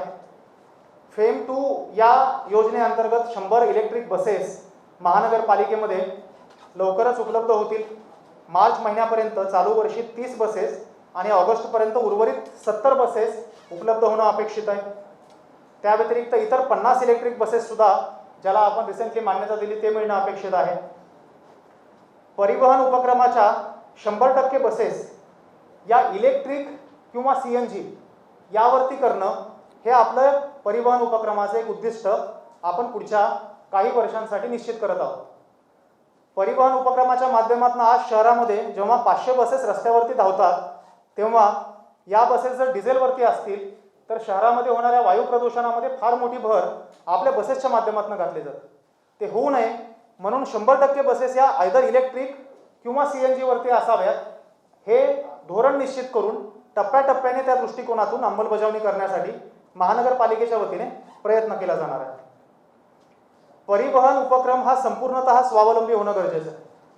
जे काही 379 कोट्याचं आपण यावर्षी अर्थसंकल्प प्रस्तावित केला 2021-22 सॉरी, त्यामध्ये महानगरपालिकेमधून NMMT ला 150 कोटी रुपये उपलब्ध करून देणं प्रस्तावित आहे. मात्र महानगरपालिकेवरचं NMMTचं अवलंबित्व जे आहे ते टप्प्याटप्प्याने कमी होणं गरजेचं आहे. आणि त्यासाठी NMMTच्या ज्या मालमत्ता आहेत, जे ॲसेट्स आहेत, ते जर सुयोग्य पद्धतीने विकास करू शकलो आपण, तर त्यातून फार मोठ्या प्रमाणावरती परिवहन उपक्रमाला बसेसच्या व्यतिरिक्त उत्पन्न उपलब्ध होऊ शकतं. त्या दृष्टिकोनातून नियोजन करून अंमलबजावणी करण्यासाठी एका माध्यमातून वाशीचा जो आपला सेक्टर 9चा डेपो आहे त्याची सुरुवात झाली आहे. त्याचबरोबर इतर काही गोष्टी हाती घेऊन येत्या 2 ते 3 वर्षामध्ये त्या जर आपण पूर्ण करू शकलो तर मला विश्वास आहे त्यातून जे उत्पन्न उपलब्ध होईल त्यातून परिवहन सेवा ही आर्थिकदृष्ट्या स्वयंपूर्ण तर होईलच, पण त्या माध्यमातून नागरिकांना अधिक चांगल्या क्वालिटीच्या, अधिक रूट्सवरती आणि अधिक ॲफोर्डेबल सेवा उपलब्ध करून देणं शक्य होऊ शकेल. आपत्ती व्यवस्थापन हा एक फार महत्त्वाचा भाग शहर नियोजनाच्या अनुषंगाने असतो. त्यासाठी आवश्यक तरतूद उपलब्ध करून देण्यात आलेली आहे. मी आता माझ्या अर्थसंकल्पाविषयी जे ब्रीफिंग आहे त्याच्या शेवटाकडे येतो. एकंदर हा जो अर्थसंकल्प आहे हा नागरिक केंद्रित अर्थसंकल्प असून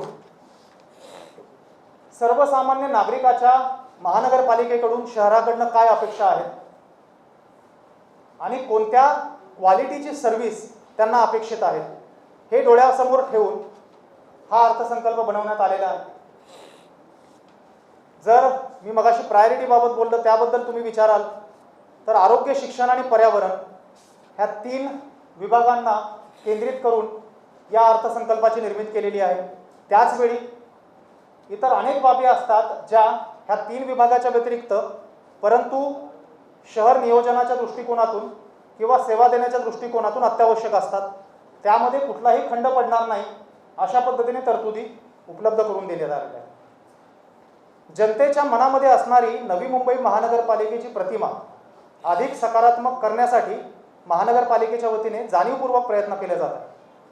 आणि त्यामुळं मी टॅक्सबाबत जे बोललो, झिरो पब्लिक कॉन्टॅक्ट हे तत्त्व शक्य त्या बाबींमध्ये वापरून महानगरपालिका किंवा वॉर्ड ऑफिसपर्यंत न येता चांगल्या क्वालिटीची सेवा त्यांना कशी उपलब्ध करून दिली जाऊ शकेल आणि गव्हर्नन्समध्ये इम्प्रूव्हमेंट कशी केली जाऊ शकेल हे पाहण्याकडं महानगरपालिकेचा प्रयत्न राहणार आहे.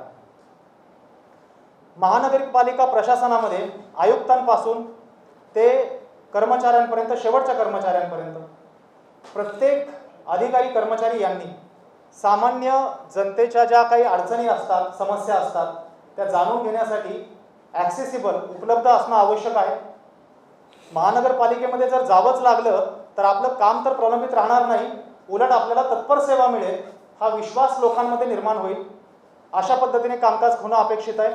याच्यासाठी आम्ही प्रयत्न करत आहोत.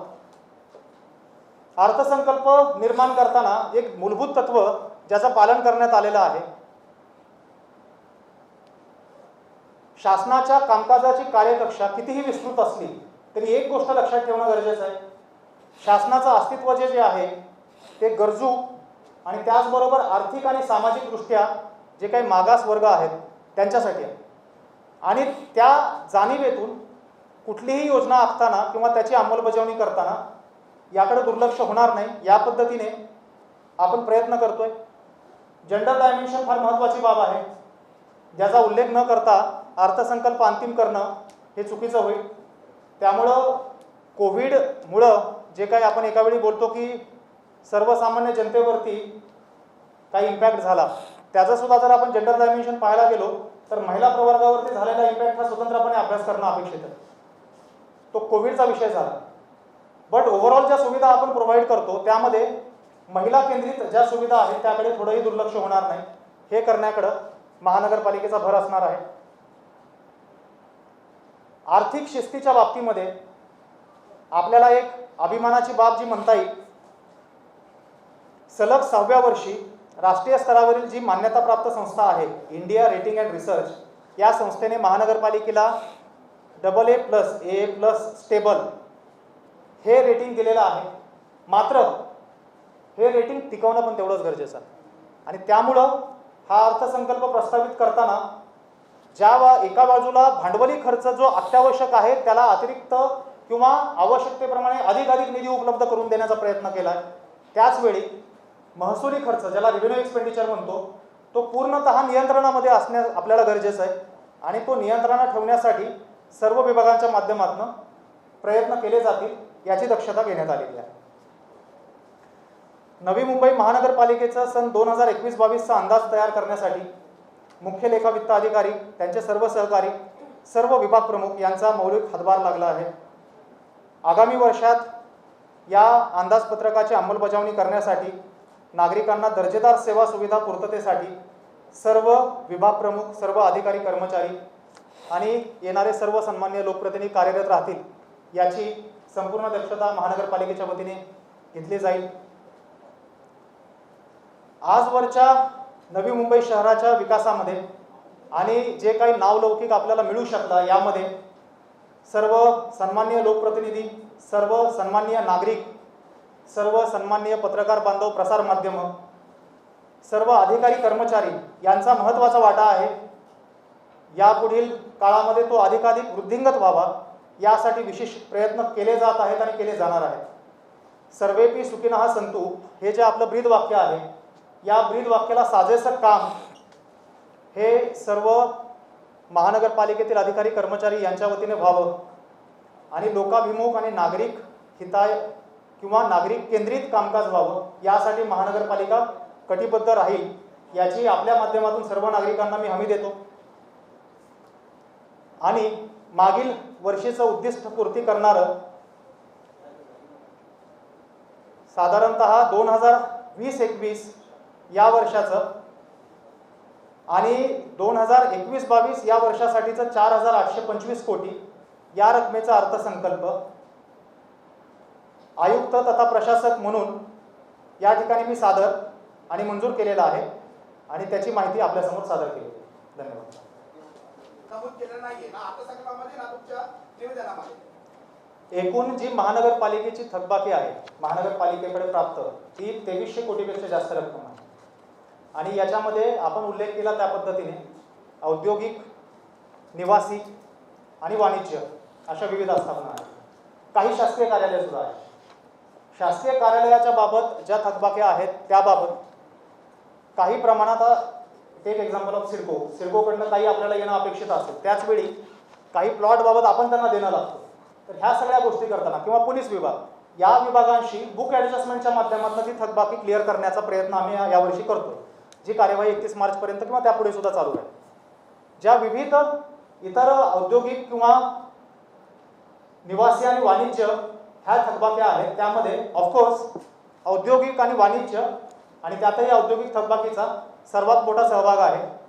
मात्र मला विश्वास आहे की आता जी ॲम्नेस्टी स्कीम आम्ही आणलेली आहे या माध्यमातून जसं चालू वर्ष आपण जे रिकव्हरी केली ही फक्त चालू वर्षाची रिकव्हरी नाही, कोविड असताना सुद्धा आपण प्री कोविड वर्षापेक्षा जास्त रिकव्हरी करू शकतो यावेळी. याचं कारणच आहे कारण थकबाकीमधनं मोठ्या प्रमाणावरती आपण रक्कम वसूल करू शकतोय. ही कार्यवाही 1 एप्रिलपासून संपूर्ण वर्ष चालू राहील जेणेकरून ही थकबाकी प्रोग्रेसिव्हली आपल्याला कमी करता येईल. सर यालाच अनुसरून आहे की आपण जो घोटाळा काढला होता अतिग्रहाचा मालमत्ता कराचा 900 कोटीच्या आसपास ही तपास होती. त्याच ह्या बजेटमध्ये किंवा मागच्या बजेटमध्ये त्याची काही आपल्याला दिसत नाही किंवा ते 900 कोटीचं काय झालं, त्याची वसुली झाली आहे, कितपत वसुली झाली, बॅलन्स किती आहे किंवा काय. एकंदर थकबाकीची रक्कम जी आहे त्याचा मी उल्लेख आता केला. जी बाब आपण उल्लेख केली त्याचा याच्यामध्ये किती सहभाग आहे याची माहिती स्वतंत्रपणे दिली जाऊ शकेल.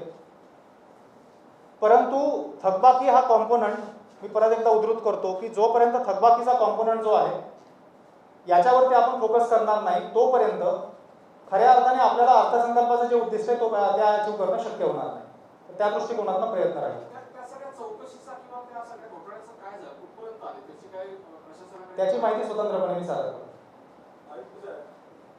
आता आपण जे बजेट सादर केलं यामध्ये विविध बाबी ह्या गेल्या 5-6 वर्षांपासून आम्ही त्या ऐकत आलेलो आम्ही करणार परंतु गेल्या 5-6 वर्षांनी किंवा अधिक अजूनपर्यंत या नवी मुंबई शहरामध्ये अस्तित्वात येऊ शकलेला नाही.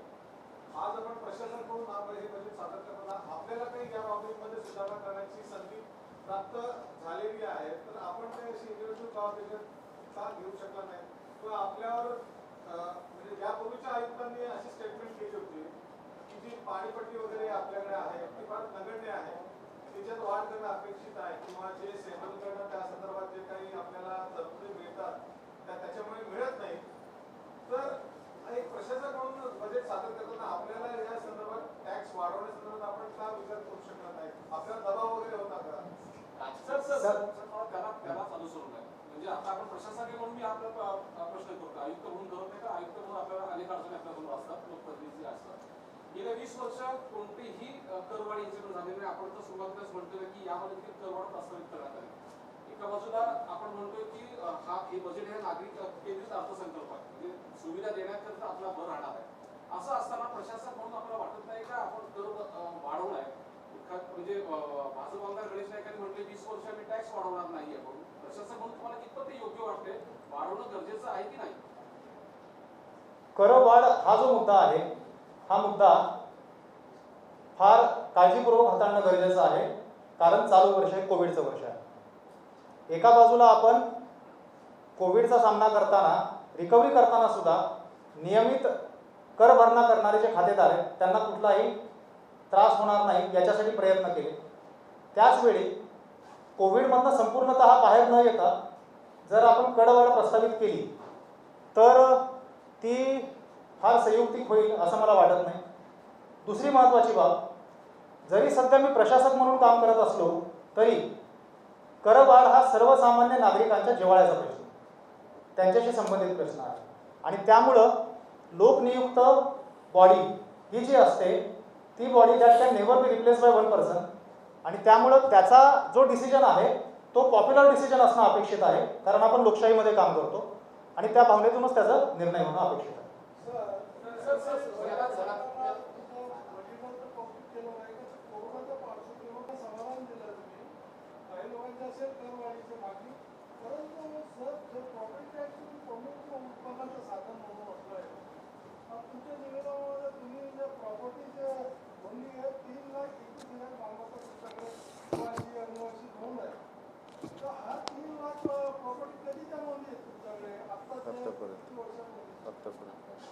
हा आजपर्यंतच्या नोंदी आहेत. माझं म्हणणं असं आहे की आता ह्या 3 लाखापेक्षा 5 पटी प्रॉपर्टी वाढल्यात. एकाचे 2, 2चे 4 महिने झाले ते नेटमध्ये आले नाही. हे एका वेळी उत्पन्नाला ऑफिसमध्ये लक्ष देत आहे.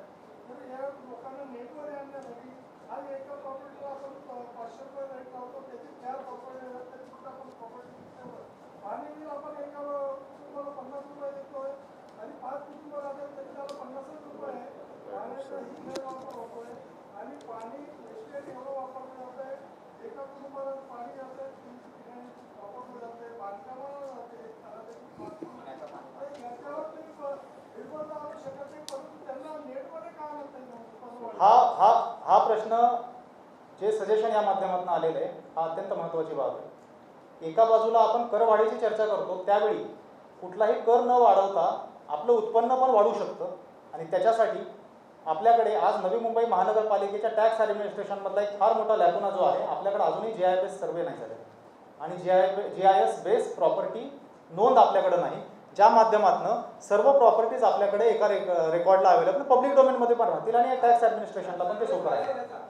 पण अजूनही आपला GIS बेस्ड सर्वे शहराचा, कारण प्रश्न जो त्यांनी विचारला 3 लाख प्रॉपर्टी आपल्या शहरात आहेत का जास्त आहेत, तर डेफिनेटली ते अद्ययावत होणं गरजेचं आहे आणि त्या पद्धतीने महानगरपालिकेच्या वतीने केलं जातं. हा प्रस्ताव प्रशासनाने 2 वर्षापूर्वी आणला होता, सभागृहात फेटाळून लावला. कारण की ते जर सगळं झाला तर प्रॉपर्टी समोर येते, म्हणून या राजकीय नाही, हा डिसिजन आपण ॲज अ ॲडमिनिस्ट्रेटर घेऊ शकतो. सर, सर्व्हिस देणारी संस्था म्हणून आपण म्हणतोय सगळ्या गोष्टी. एका बाजूला नवी मुंबई शहर जर बघितलं आपण तर इलेक्ट्रिक बिल असेल किंवा कोणत्याही सगळ्याचे 100% कुठेही लिकेजेस नाहीये. पाण्याच्या बाबतीत असेल, MSCच्या बाबतीत असेल, नवी मुंबईकर सुज्ञ 100% परतावा देणार आहेत, वसुली करण्याची गरज लागत नाही. असं असताना ह्या नवी मुंबईकरांना सुविधा देण्यासाठी आपणच करवाढ का करत नाहीये? असं नवी मुंबईकरांनी म्हटलं कोणी का? की विरोधक सत्ताधारी म्हणतात की करवाढ करू नका आणि विरोधकांचं देखील गणित मतांचं गणित आहे, म्हणून प्रशासक म्हणून तुम्हालाही वाटत नाही? तुम्ही प्रशासक म्हणून आहात का? करवाढीच्या मुद्द्याबाबत मी 2 मुद्दे आता असे सांगितले की करवाढ हा सर्वसामान्य नागरिकांशी रिलेटेड प्रश्न असल्यामुळे त्याचा जो निर्णय आहे तो आपल्याला त्या पद्धतीनेच घेणं अपेक्षित आहे. परत तेच रिपीट होईल. आता मी जे 2 मुद्दे सांगितले त्या पद्धतीने करवाढीचा जो मुद्दा आहे करवाढ करणं अपेक्षित आहे का याच्यापेक्षा सर्व प्रॉपर्टीज आपल्या नेटमध्ये आलेल्या आहेत का, ज्या प्रॉपर्टीजमध्ये आपल्या नेटमध्ये आलेल्या तिथं काही अतिरिक्त कन्स्ट्रक्शन झालेत का, हा पण मुद्दा तेवढाच महत्त्वाचा आहे, ज्यातून नागरिकांवरती कुठलाही आपण अधिभार न टाकता रिकव्हरी वाढवू शकतो. त्या पद्धतीने प्रयत्न होणं अपेक्षित आहे. सर याला मी प्रश्न विचारतो की आपण करवाढ नाही करायचं असं म्हणतोय ते पॉप्युलर डिसिजन, पण जीएसटीचं जेव्हा फॉर्मेशन झालं तेव्हा सेंट्रल गव्हर्नमेंटने सांगितलं की 2022 मध्ये जीएसटी रिइंबर्स करणार आहे. पण 2022 नंतर आपल्याकडे पॅरलल बी प्लॅन पुढे नाही का होणार? जर आपल्याला जीएसटी आज आपलं मेजर उत्पन्न हे जीएसटी अनुदानात येत आहे आणि जर 2022 नंतर तर जीएसटी उत्पन्न जर मिळणार नसेल तर सेंट्रल गव्हर्नमेंट स्टेट गव्हर्नमेंट 5 वर्ष आपल्याला रिफ्लेक्ट होणार नसेल तर आपल्याकडे बी प्लॅन आतापासूनच त्याची तयारी केली पाहिजे. ते आपण एकदमच जर करवाढ करायला घेतली तर ते त्यावेळी मग पेवच माजेल. हा मुद्दा जरी आज रोजी फॅक्च्युअल असला तरी त्यानुसार 2022 पर्यंत मार्ग निघणं अपेक्षित आहे. आणि आपणच जो दुसरा उल्लेख झाला की आपल्या किती प्रॉपर्टीज आता नेटमध्ये आहेत, या माध्यमातूनही आपल्याला अतिरिक्त कर उपलब्ध होऊ शकेल हे आपण पाहू शकतो. थकबाकीच्या वसुलीबाबत मी जो उल्लेख केला, जर 100% थकबाकी वसूल करण्यासाठी आपण प्रयत्न केले आणि जर ते करू शकलो तर आपल्याला नक्कीच ह्याच्यामध्ये मदत होऊ शकते.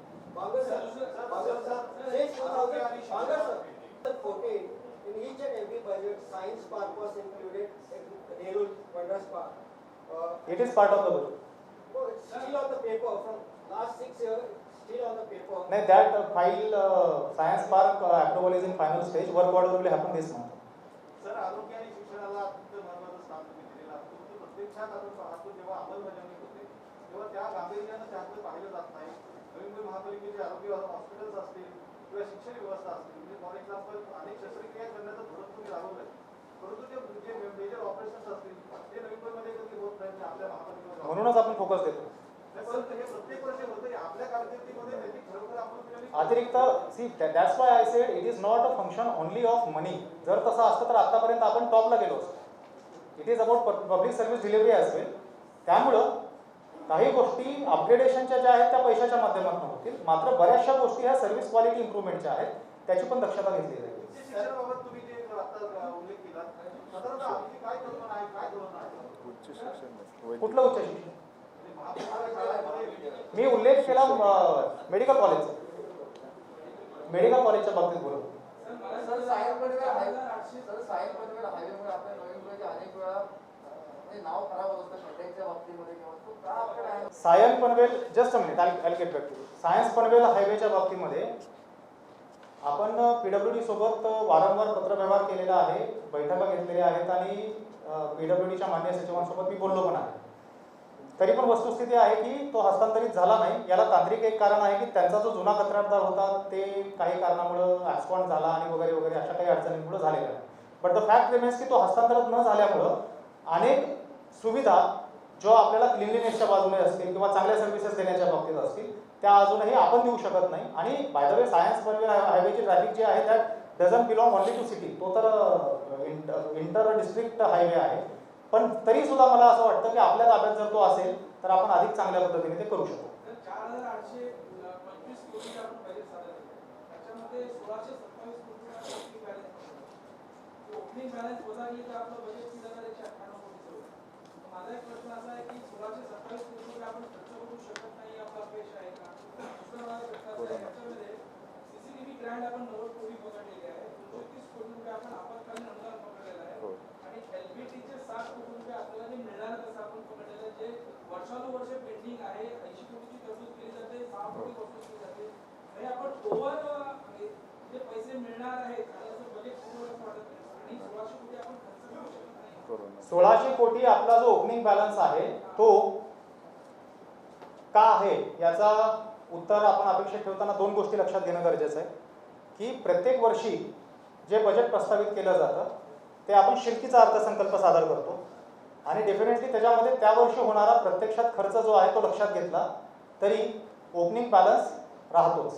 पर्टिक्युलरली चालू वर्षी कोविडच्या पार्श्वभूमीवरती पहिले 8 महिने रेग्युलर कॅपिटल एक्सपेंडिचर जे असतात, जे काही प्रस्तावित केलेले असतात ते कुठलेही होऊ शकले नाही. पण तरीसुद्धा त्यातल्या ज्या महत्त्वाच्या बाबी होत्या त्या 31 मार्चपर्यंत करण्याचा आपण प्रयत्न केलेले आहेत आणि उरलेल्या पुढच्या वर्षीसाठी कॅरी फॉरवर्ड केलेले आहे. आपले बोला की नाशिक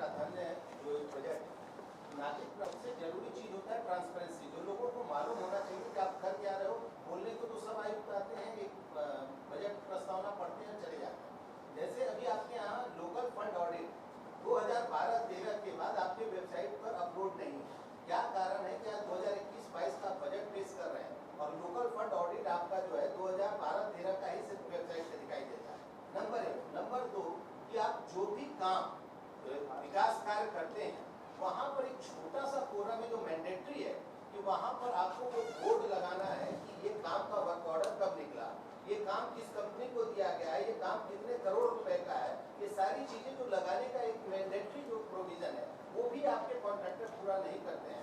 ऐसे में आप कैसे चाहते हैं कि नागरिक राजधानी बने? लोकल फंड ऑडिटचे रिपोर्ट जे आहेत जे प्रत्येक वर्षी पब्लिक डोमेनमधनं असणं अपेक्षित आहे, परंतु झालेले नाहीत, ही बाब जी आपण मांडली ती मी तपासून पाहतो आणि ते पब्लिक डोमेनमध्ये अवेलेबल होतील असं पाहतो. मात्र त्याचवेळी फक्त हा विषय त्या ऑडिटपुरता मर्यादित नाही. जर आपण राईट टू इन्फॉर्मेशन ॲक्ट हा जर खरा त्याच्या जी भावना त्या कायद्यामागची आहे ती जर पाहिली तर सेक्शन 4 नुसार आपल्याला व्हॉलंटरी डिस्क्लोजर अंतर्गत अनेक बाबी आहेत ज्या प्रोएक्टिव्हली पब्लिक डोमेनमध्ये टाकणं अपेक्षित आहे. आणि त्या दृष्टिकोनातून आपण विविध विभागांमध्ये ह्या गोष्टी पब्लिक डोमेनमध्ये राहतील याच्यासाठी प्रयत्न करतोय. त्यासाठी रस्त्यावरती तो बोर्ड लावणं असेल किंवा वेबसाईटवरती माहिती उपलब्ध करून दिली जाईल असेल त्याची काळजी घेतली जाईल. तर एकीकडे आपण देशामध्ये एक नंबरचं शहर येण्यासाठी झगडतोय, दुसरीकडे आपण पाहतो की नवी मुंबईमध्ये मोठ्या प्रमाणात जी झोपडपट्टी आहे त्याचा पूर्ण पुनर्विकास आहे. हा विषय आपला नाही सर. हा डेफिनेटली महानगरपालिकेच्या प्राधान्याचा विषय आहे, परंतु झोपडपट्टी पुनर्विकासासाठी एक बाब लक्षात घेणं गरजेचं आहे. फक्त महानगरपालिका म्हणून हा प्रश्नामध्ये आपल्याला सोल्युशन भेटणार नाही. आपल्याला सिडको आणि MIDC यांच्यासोबत संयुक्तपणे हा विकास करणं अपेक्षित आहे. शासन स्तरावरती मागच्या 2 महिन्यामध्ये आम्ही पाठपुरावा केला ह्या 2 एजन्सीच्या सोबत आणि त्या दृष्टीने प्रयत्न सुरू करण्यात आलेले आहेत. मला विश्वास आहे की येत्या काही कालावधीमध्ये काही ठिकाणी तरी याचा रिझल्ट आपल्याला दिसू शकेल. सर पनवेलमध्ये आपली परिवहन सेवा आहे, आपण पनवेल महानगरपालिकेला सुद्धा देतोय. पनवेलमध्ये आपण मागे प्रस्ताव दिला होता की पनवेल महानगरपालिका आपल्याला काही रक्कम द्यावी, तर त्या प्रस्तावाचं पुढे काय झालं किंवा त्या अनुषंगाने काय होतंय का? तो प्रस्ताव अजूनही प्रस्तावित आहे, प्रयत्न करतोय आपण. एजुकेशन को लेकर हम बोल रहे हैं कि सक्षम करने की बात करें, टीचर्स को सक्षम करेंगे तो कुछ है। सर पिछले कोविड के पैंडेमिक के टाइम में हमने देखा कि हमारे टीचर्स बच्चों को पढ़ाने के लिए कोई भी सुविधाएं नहीं मिल पाई। यहाँ तक कि हमारी कोशिश चल रही कि हम 10वीं के बच्चों को कम से कम टैब वगैरह का बंदोबस्त करा के दे सके ताकि वो अपनी पढ़ाई तो कर सके, ठीक है, वो भी नहीं हो पाई पूरी तरह से। अभी आने वाला साल हमें नहीं पता है कि ये पैंडेमिक का है या नहीं है। हमारे पास करीब 40,000 बच्चे हैं सर, जिनके माँ बाप के 10% माँ बाप के पास ही खाली एंड्रॉइड फोन है। इसका मतलब ये है कि अगर स्कूल की सुविधाएं पूरी से नहीं शुरू होती तो क्या वो बच्चों को आजकल हम कोई इस तरह के प्लानिंग्स कर रहे हैं जहाँ पे बच्चों को क्लस्टर पैटर्न में टैब का सुविधा प्रोवाइड की जाए ताकि वो साथ में मिलकर पढ़ाई कर सके या कुछ और, क्योंकि ये बहुत बड़ा चैलेंज है। महानगरपालिका अपने आप में एक अच्छी सक्षम पालिका है। मुझे लगता है कि अगर इसके ऊपर ध्यान दिया जाए तो हम बच्चों को प्रॉपर शिक्षा दे पाएंगे, क्योंकि प्रॉपर बच्चों को शिक्षा मिलेगी तो ही हम आगे जा सकते हैं।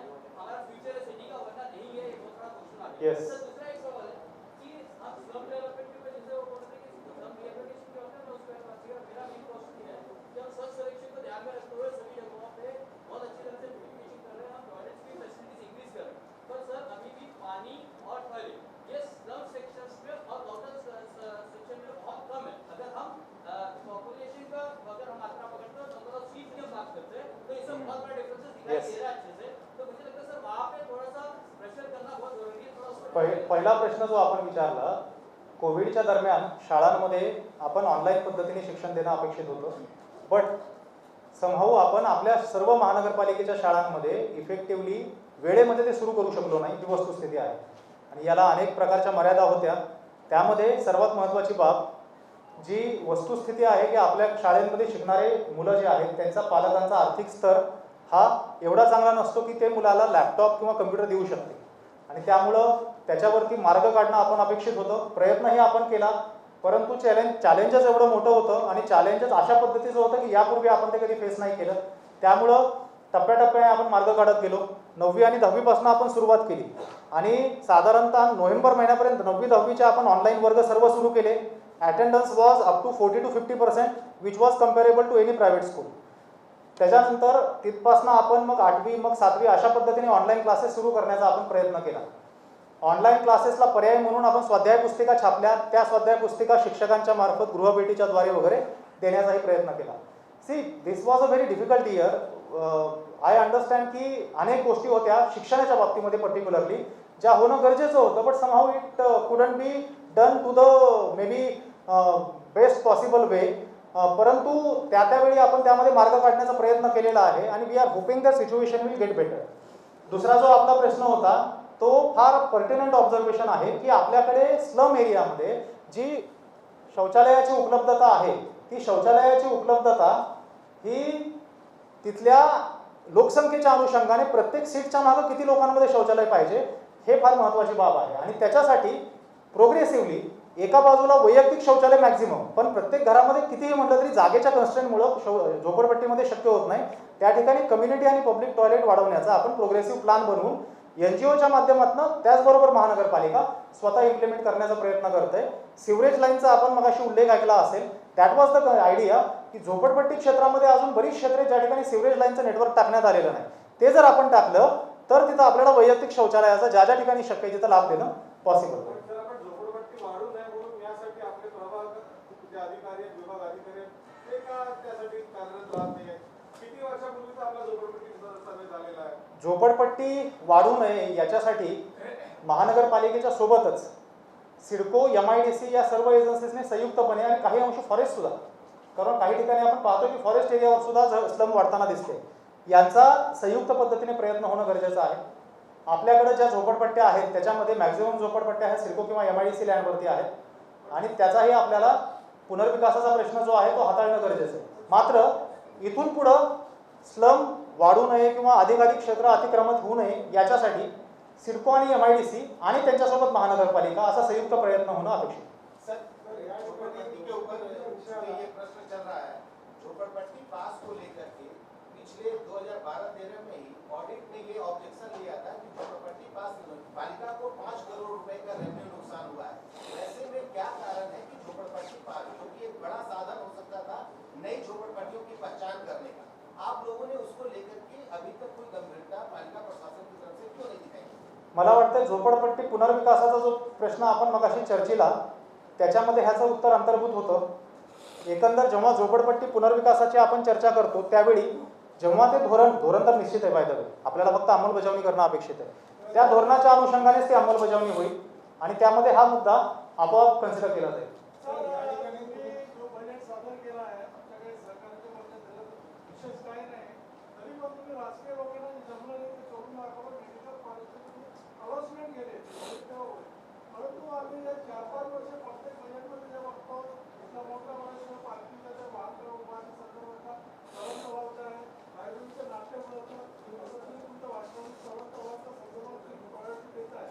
परंतु वाहनतळ कुठे या अर्थसंकल्पामध्ये जे काही माहिती मी आपल्यासमोर सादर केली याच्यामध्ये प्रोजेक्ट निहाय माहिती सादर नाही केली. मात्र ऐरोली नाट्यगृह असेल, यांनी आता सायन्स प्रोजेक्टचा उल्लेख केला किंवा करण तलाव आहे, इतर अनेक महत्त्वाचे प्रोजेक्ट आहेत, ब्रिजेस आहेत, या सर्व आवश्यक बाबींसाठी तरतूद ठेवण्यात आलेली आहे. महत्त्वाची बाब पार्किंग, ज्याचा पण उल्लेख केला होता की पार्किंगसाठी सुद्धा एक जे प्लॉट आज रोजी आपल्याकडे हस्तांतरित झालेले आहेत ज्याचं पार्किंगचं आरक्षण आहे ते प्रोग्रेसिव्हली डेव्हलप करणं गरजेचं आहे आणि जे प्लॉट हस्तांतरित झालेले नाही त्यासाठी सिडकोकडे पाठपुरावा करून हस्तांतरित करून घेणं गरजेचं आहे. त्या माध्यमातून तो विकास होणं अपेक्षित आहे. सर, पार्किंग को लेकर के एक इम्पोर्टेंट क्वेश्चन ये है कि PIL नंबर 131 2016-2015 उसमें यहाँ पर बहुत भारी पैमाने पर पार्किंग का वायलेशन हुआ है. जो टाउन प्लानिंग ने जिसको रिकमेंड किया है कि ये पार्किंग के लिए रिजर्व प्लेस है, उसका वायलेशन किया गया. एक तो बड़ा उदाहरण टाउन प्लानिंग के आपके अगर ऑफिसर होंगे तो वो मालूम है कि केवल DY पाटिल संस्थान में 1000 कार पार्किंग का वायलेशन है और उसकी पूरी रिपोर्ट आपके पास मौजूद है. और उसके बावजूद आप उसको एक नए कंस्ट्रक्शन का परमिशन देते हैं. आपके यहाँ से उसका परमिशन कैंसिल होता है और फिर दोबारा उसको परमिशन दिया जाता है. तो क्या कारण है कि जो पार्किंग नॉर्म्स का जो वायलेशन है इसके प्रति आपका टाउन प्लानिंग या जो इन्फोर्समेंट अधिकारी है वो सतर्क नहीं? पार्किंग नॉर्मच्या बाबतीमध्ये माझ्या मगाशीच्या माहितीमध्ये एक विशेष उल्लेख होता की पार्किंगसाठी युनिफॉर्म DCPR नुसार जी अपेक्षा असेल त्यामध्ये कुठलीही सूट दिली जाणार नाही आणि सूट देऊन कुठलीही बांधकाम परवानगी दिली जाणार नाही. या बाबीची विभागाच्या मार्फत दक्षता तर घेतली जातच आहे. ज्या दुसऱ्या बाबीचा आपण उल्लेख केला तो त्या पद्धतीने मे बी कोर्ट केस असेल तर कोर्ट केसच्या माध्यमातून हँडल केली जाणं अपेक्षित आहे. परंतु एकंदर महानगरपालिकेचे जे धोरण आहे नगर रचना विभागाच्या माध्यमातून पार्किंग असेल, सांडपाण्याचा पुनर्वापर असेल, ह्या गोष्टी आपण बिल्डिंग परमिशन देताना जर अंतर्भूत केल्या तर पुढे वापर होऊ शकेल, या माध्यमातून देण्याचा आपण प्रयत्न करू. ऑडिट क्यों नहीं करते ऑडिट क्यों नहीं करते हैं कि पार्किंग का वायलेशन कहाँ है? ये तो ऑडिट करने के लिए आपको बोला गया है, स्वतंत्र एजेंसी ऑडिट ये तो सोशल ऑडिट भी हो रहा है. जो आपने एक पर्टिकुलर समस्या यहाँ पे रखी, that is a kind of social audit, वो तो होता ही रहता है. सर, जाहिरात धोरण आतापर्यंत अंमलात आले जात नाही. अनेक आनंददायक बॅनर पोस्टर्स लागतात. तर राजकीय दबाव काय आहे त्यामुळे हे धोरण पूर्णत्वास जाहिरात धोरण नाही असं म्हणणं चुकीचं होईल, मात्र त्याच्यामध्ये काही सुधारणा होणं अपेक्षित असेल तर डेफिनेटली झाली पाहिजे. अनधिकृत बॅनर होर्डिंगचा जो प्रश्न आहे त्याच्या बाबतीमध्ये सध्या महानगरपालिकेकडून कंटिन्युअस कार्यवाही केली जाते. त्याच्यामध्ये स्ट्रिक्ट कारवाई अजून करणं अपेक्षित असेल तर त्या बाबतीत सुद्धा निर्णय घेतला जाऊ शकतो. मात्र सध्या जे काही होर्डिंगची जी पॉलिसी आहे त्याच्यानुसारच शहरभरामध्ये होर्डिंग्स लागलेले आहेत जे अधिकृत आहेत ते. त्याच्यामध्ये जर काही मॉडिफिकेशन अपेक्षित असेल तर तो वेगळा मुद्दा आहे.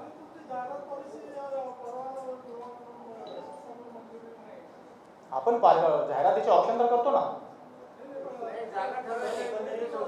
ज्या जाहिराती पॉलिसी नाही असं म्हणणं चुकीचं होईल, कारण जे कुठेही अधिकृत पार्किंग लावताना त्याचं शुल्क वॉर्ड ऑफिसमध्ये भरूनच ते लावलं जातं, त्या पद्धतीने होतं. आणि त्याच्यामुळेच मी सांगितलं की याच्यामध्ये एकंदर जर काही सुधारणा करणं अपेक्षित असेल तर तो स्वतंत्र मुद्दा झाला.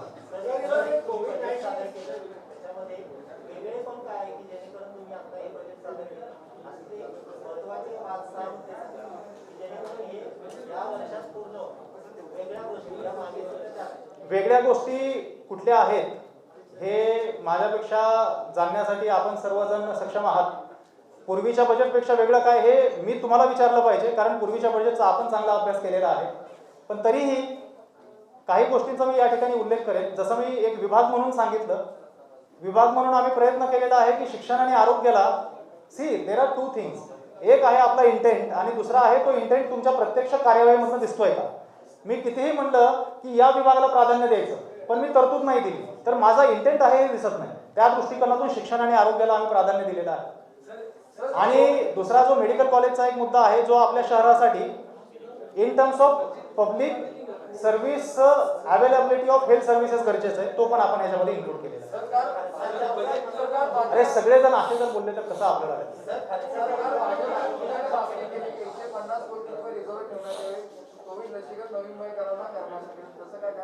लसीकरणाच्या बाबतीमध्ये शासनाकडनं जे आपलं धोरण आहे त्या पद्धतीने अंमलबजावणी सुरू आहे.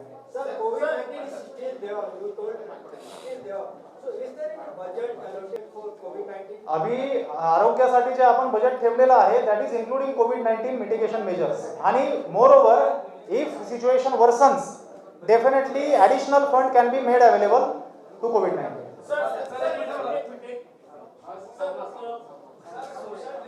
पूर्ण वर्ष आपण कोविडचा सामना करत होतो आणि कोविडचा सामना करताना जे कोविड सेंटरसाठी आपल्याला पनवेलपर्यंत जावं लागलं. आपण माघारी पण आलो ना पनवेलमधून. तर ह्या कालावधीत आपल्याला असं नाही वाटत की जर असं काही नैसर्गिक संकट आलं तर आपलं स्वतःचं संक्रमण शिबिर असावं, तशी काही तरतूद आपण याच्यात केलेली आहे. सिडको एक्झिबिशन सेंटर अजूनही आपल्या ताब्यात आहे आणि त्यातच आपण पूर्णतः सध्या तरी अवलंबून आहोत. याच्या व्यतिरिक्त जे काही महानगरपालिकेचे आहेत आपले कोविड केअर सेंटरचा जर विचार केला तर महानगरपालिका आणि CIDCO for that matter CIDCO infrastructure need to be considered into account taken into account.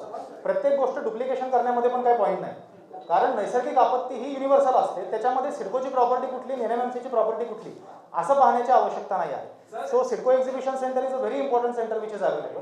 या व्यतिरिक्त सिडकोच्या आणि आपल्या काही मालमत्ता आहेत ज्याचा विचार केला जातो. सर या बजेटमध्ये 15 कोटी रुपये आपण पाणी पुनर्चक्रीकरण केलेलं आहे इन्कम सोर्स मध्ये. तर त्याचं आपण काय एमआयडीसीच्या उद्योगधंदे आहेत त्यांच्याशी काय करारनामा वगैरे केलेला आहे? त्याचा करारनामा अंतिम टप्प्यात आहे. त्याच्यामध्ये आपल्याला साधारणतः 18.75 रुपये त्या रेटने आपण ते पाणी विकण्याचं प्रस्तावित केलेलं आहे. MIDC has agreed to purchase it from us. Sir याच्यामध्ये जर असेल मोरबे डॅम मधनं आपल्याला 24 कोटी रुपये पाणी सेल मधून मिळणार असं दाखवतोय. आपण कंटिन्यू इतके वर्ष दाखवतोय पण त्याच्यातलं उत्पन्न फक्त 1 कोटी रुपये आहे. पुन्हा आपण यावर्षी ते 24 रॉयल्टीच्या कोटी कुणाकडनं येणार 24 कोटी? घेतोय का? एमजेबी कडनं ते येणं बाकी आहे. आपण मगाशी बोललो त्या पद्धतीने बुक ऍडजस्टमेंटच्या स्वरूपात त्यांचे जर काही टॅक्सेस प्रलंबित असते तर त्यातून आपण ते जमा करून घेण्याचा प्रयत्न करू. Shall we close now? म्हणजे बोरवेलचं पाणी निघायला बोलणार का? मी उल्लेख केला मे पर्यंत आम्ही करण्याचा 100% प्रयत्न करतो. आणि बाय द वे पाईपलाईनचं काम आता बरंच प्रोग्रेशन मध्ये आहे. सर एक सजेशन आहे, आपण संपूर्ण नव्या मुंबईमध्ये डक्ट बनवतोय आणि duct as it is ideal आहे. तर मला असं सजेशन आहे की आपली डक्ट पॉलिसी महानगरपालिकेने बनवावी Yes, आणि very good. It should be implemented. That should be universally implemented. कारण ही फार महत्वाची बाब आहे. आज रोजी आपण पाहतो की महावितरणकडनं अनेक ठिकाणी खड्ड्याच्या परमिशन घेतल्या जातात. आणि So, नवीन रस्त्यांना at least duct should be integral part of आणि दुसरं माझी सजेशन आहे, मी तुम्हाला मागच्या वेळी बेडरूम पण सांगितलं होतं की लीज लाईन आतापर्यंत 7 वर्ष झाली की आपल्याकडे आलेली नाहीये. त्याच्यामुळे महापालिकेला आतापर्यंत 15-16 कोटीचं नुकसान झालेलं आहे. आणि आताच्या सीसीटीव्ही त्याचीही दक्षता घेतली जाईल. सर्व प्रसार माध्यमांच्या प्रतिनिधींनी नवी मुंबई में कई सालों से सेंटर ऑफ सिटी बना है. आज तक नई मुंबई में 3000 इलीगल हर साल की तरह हमने भी उसमें तरतूद रखी है. Subscribe to Awaaz today. Click on the bell icon for latest national and international buzzing news.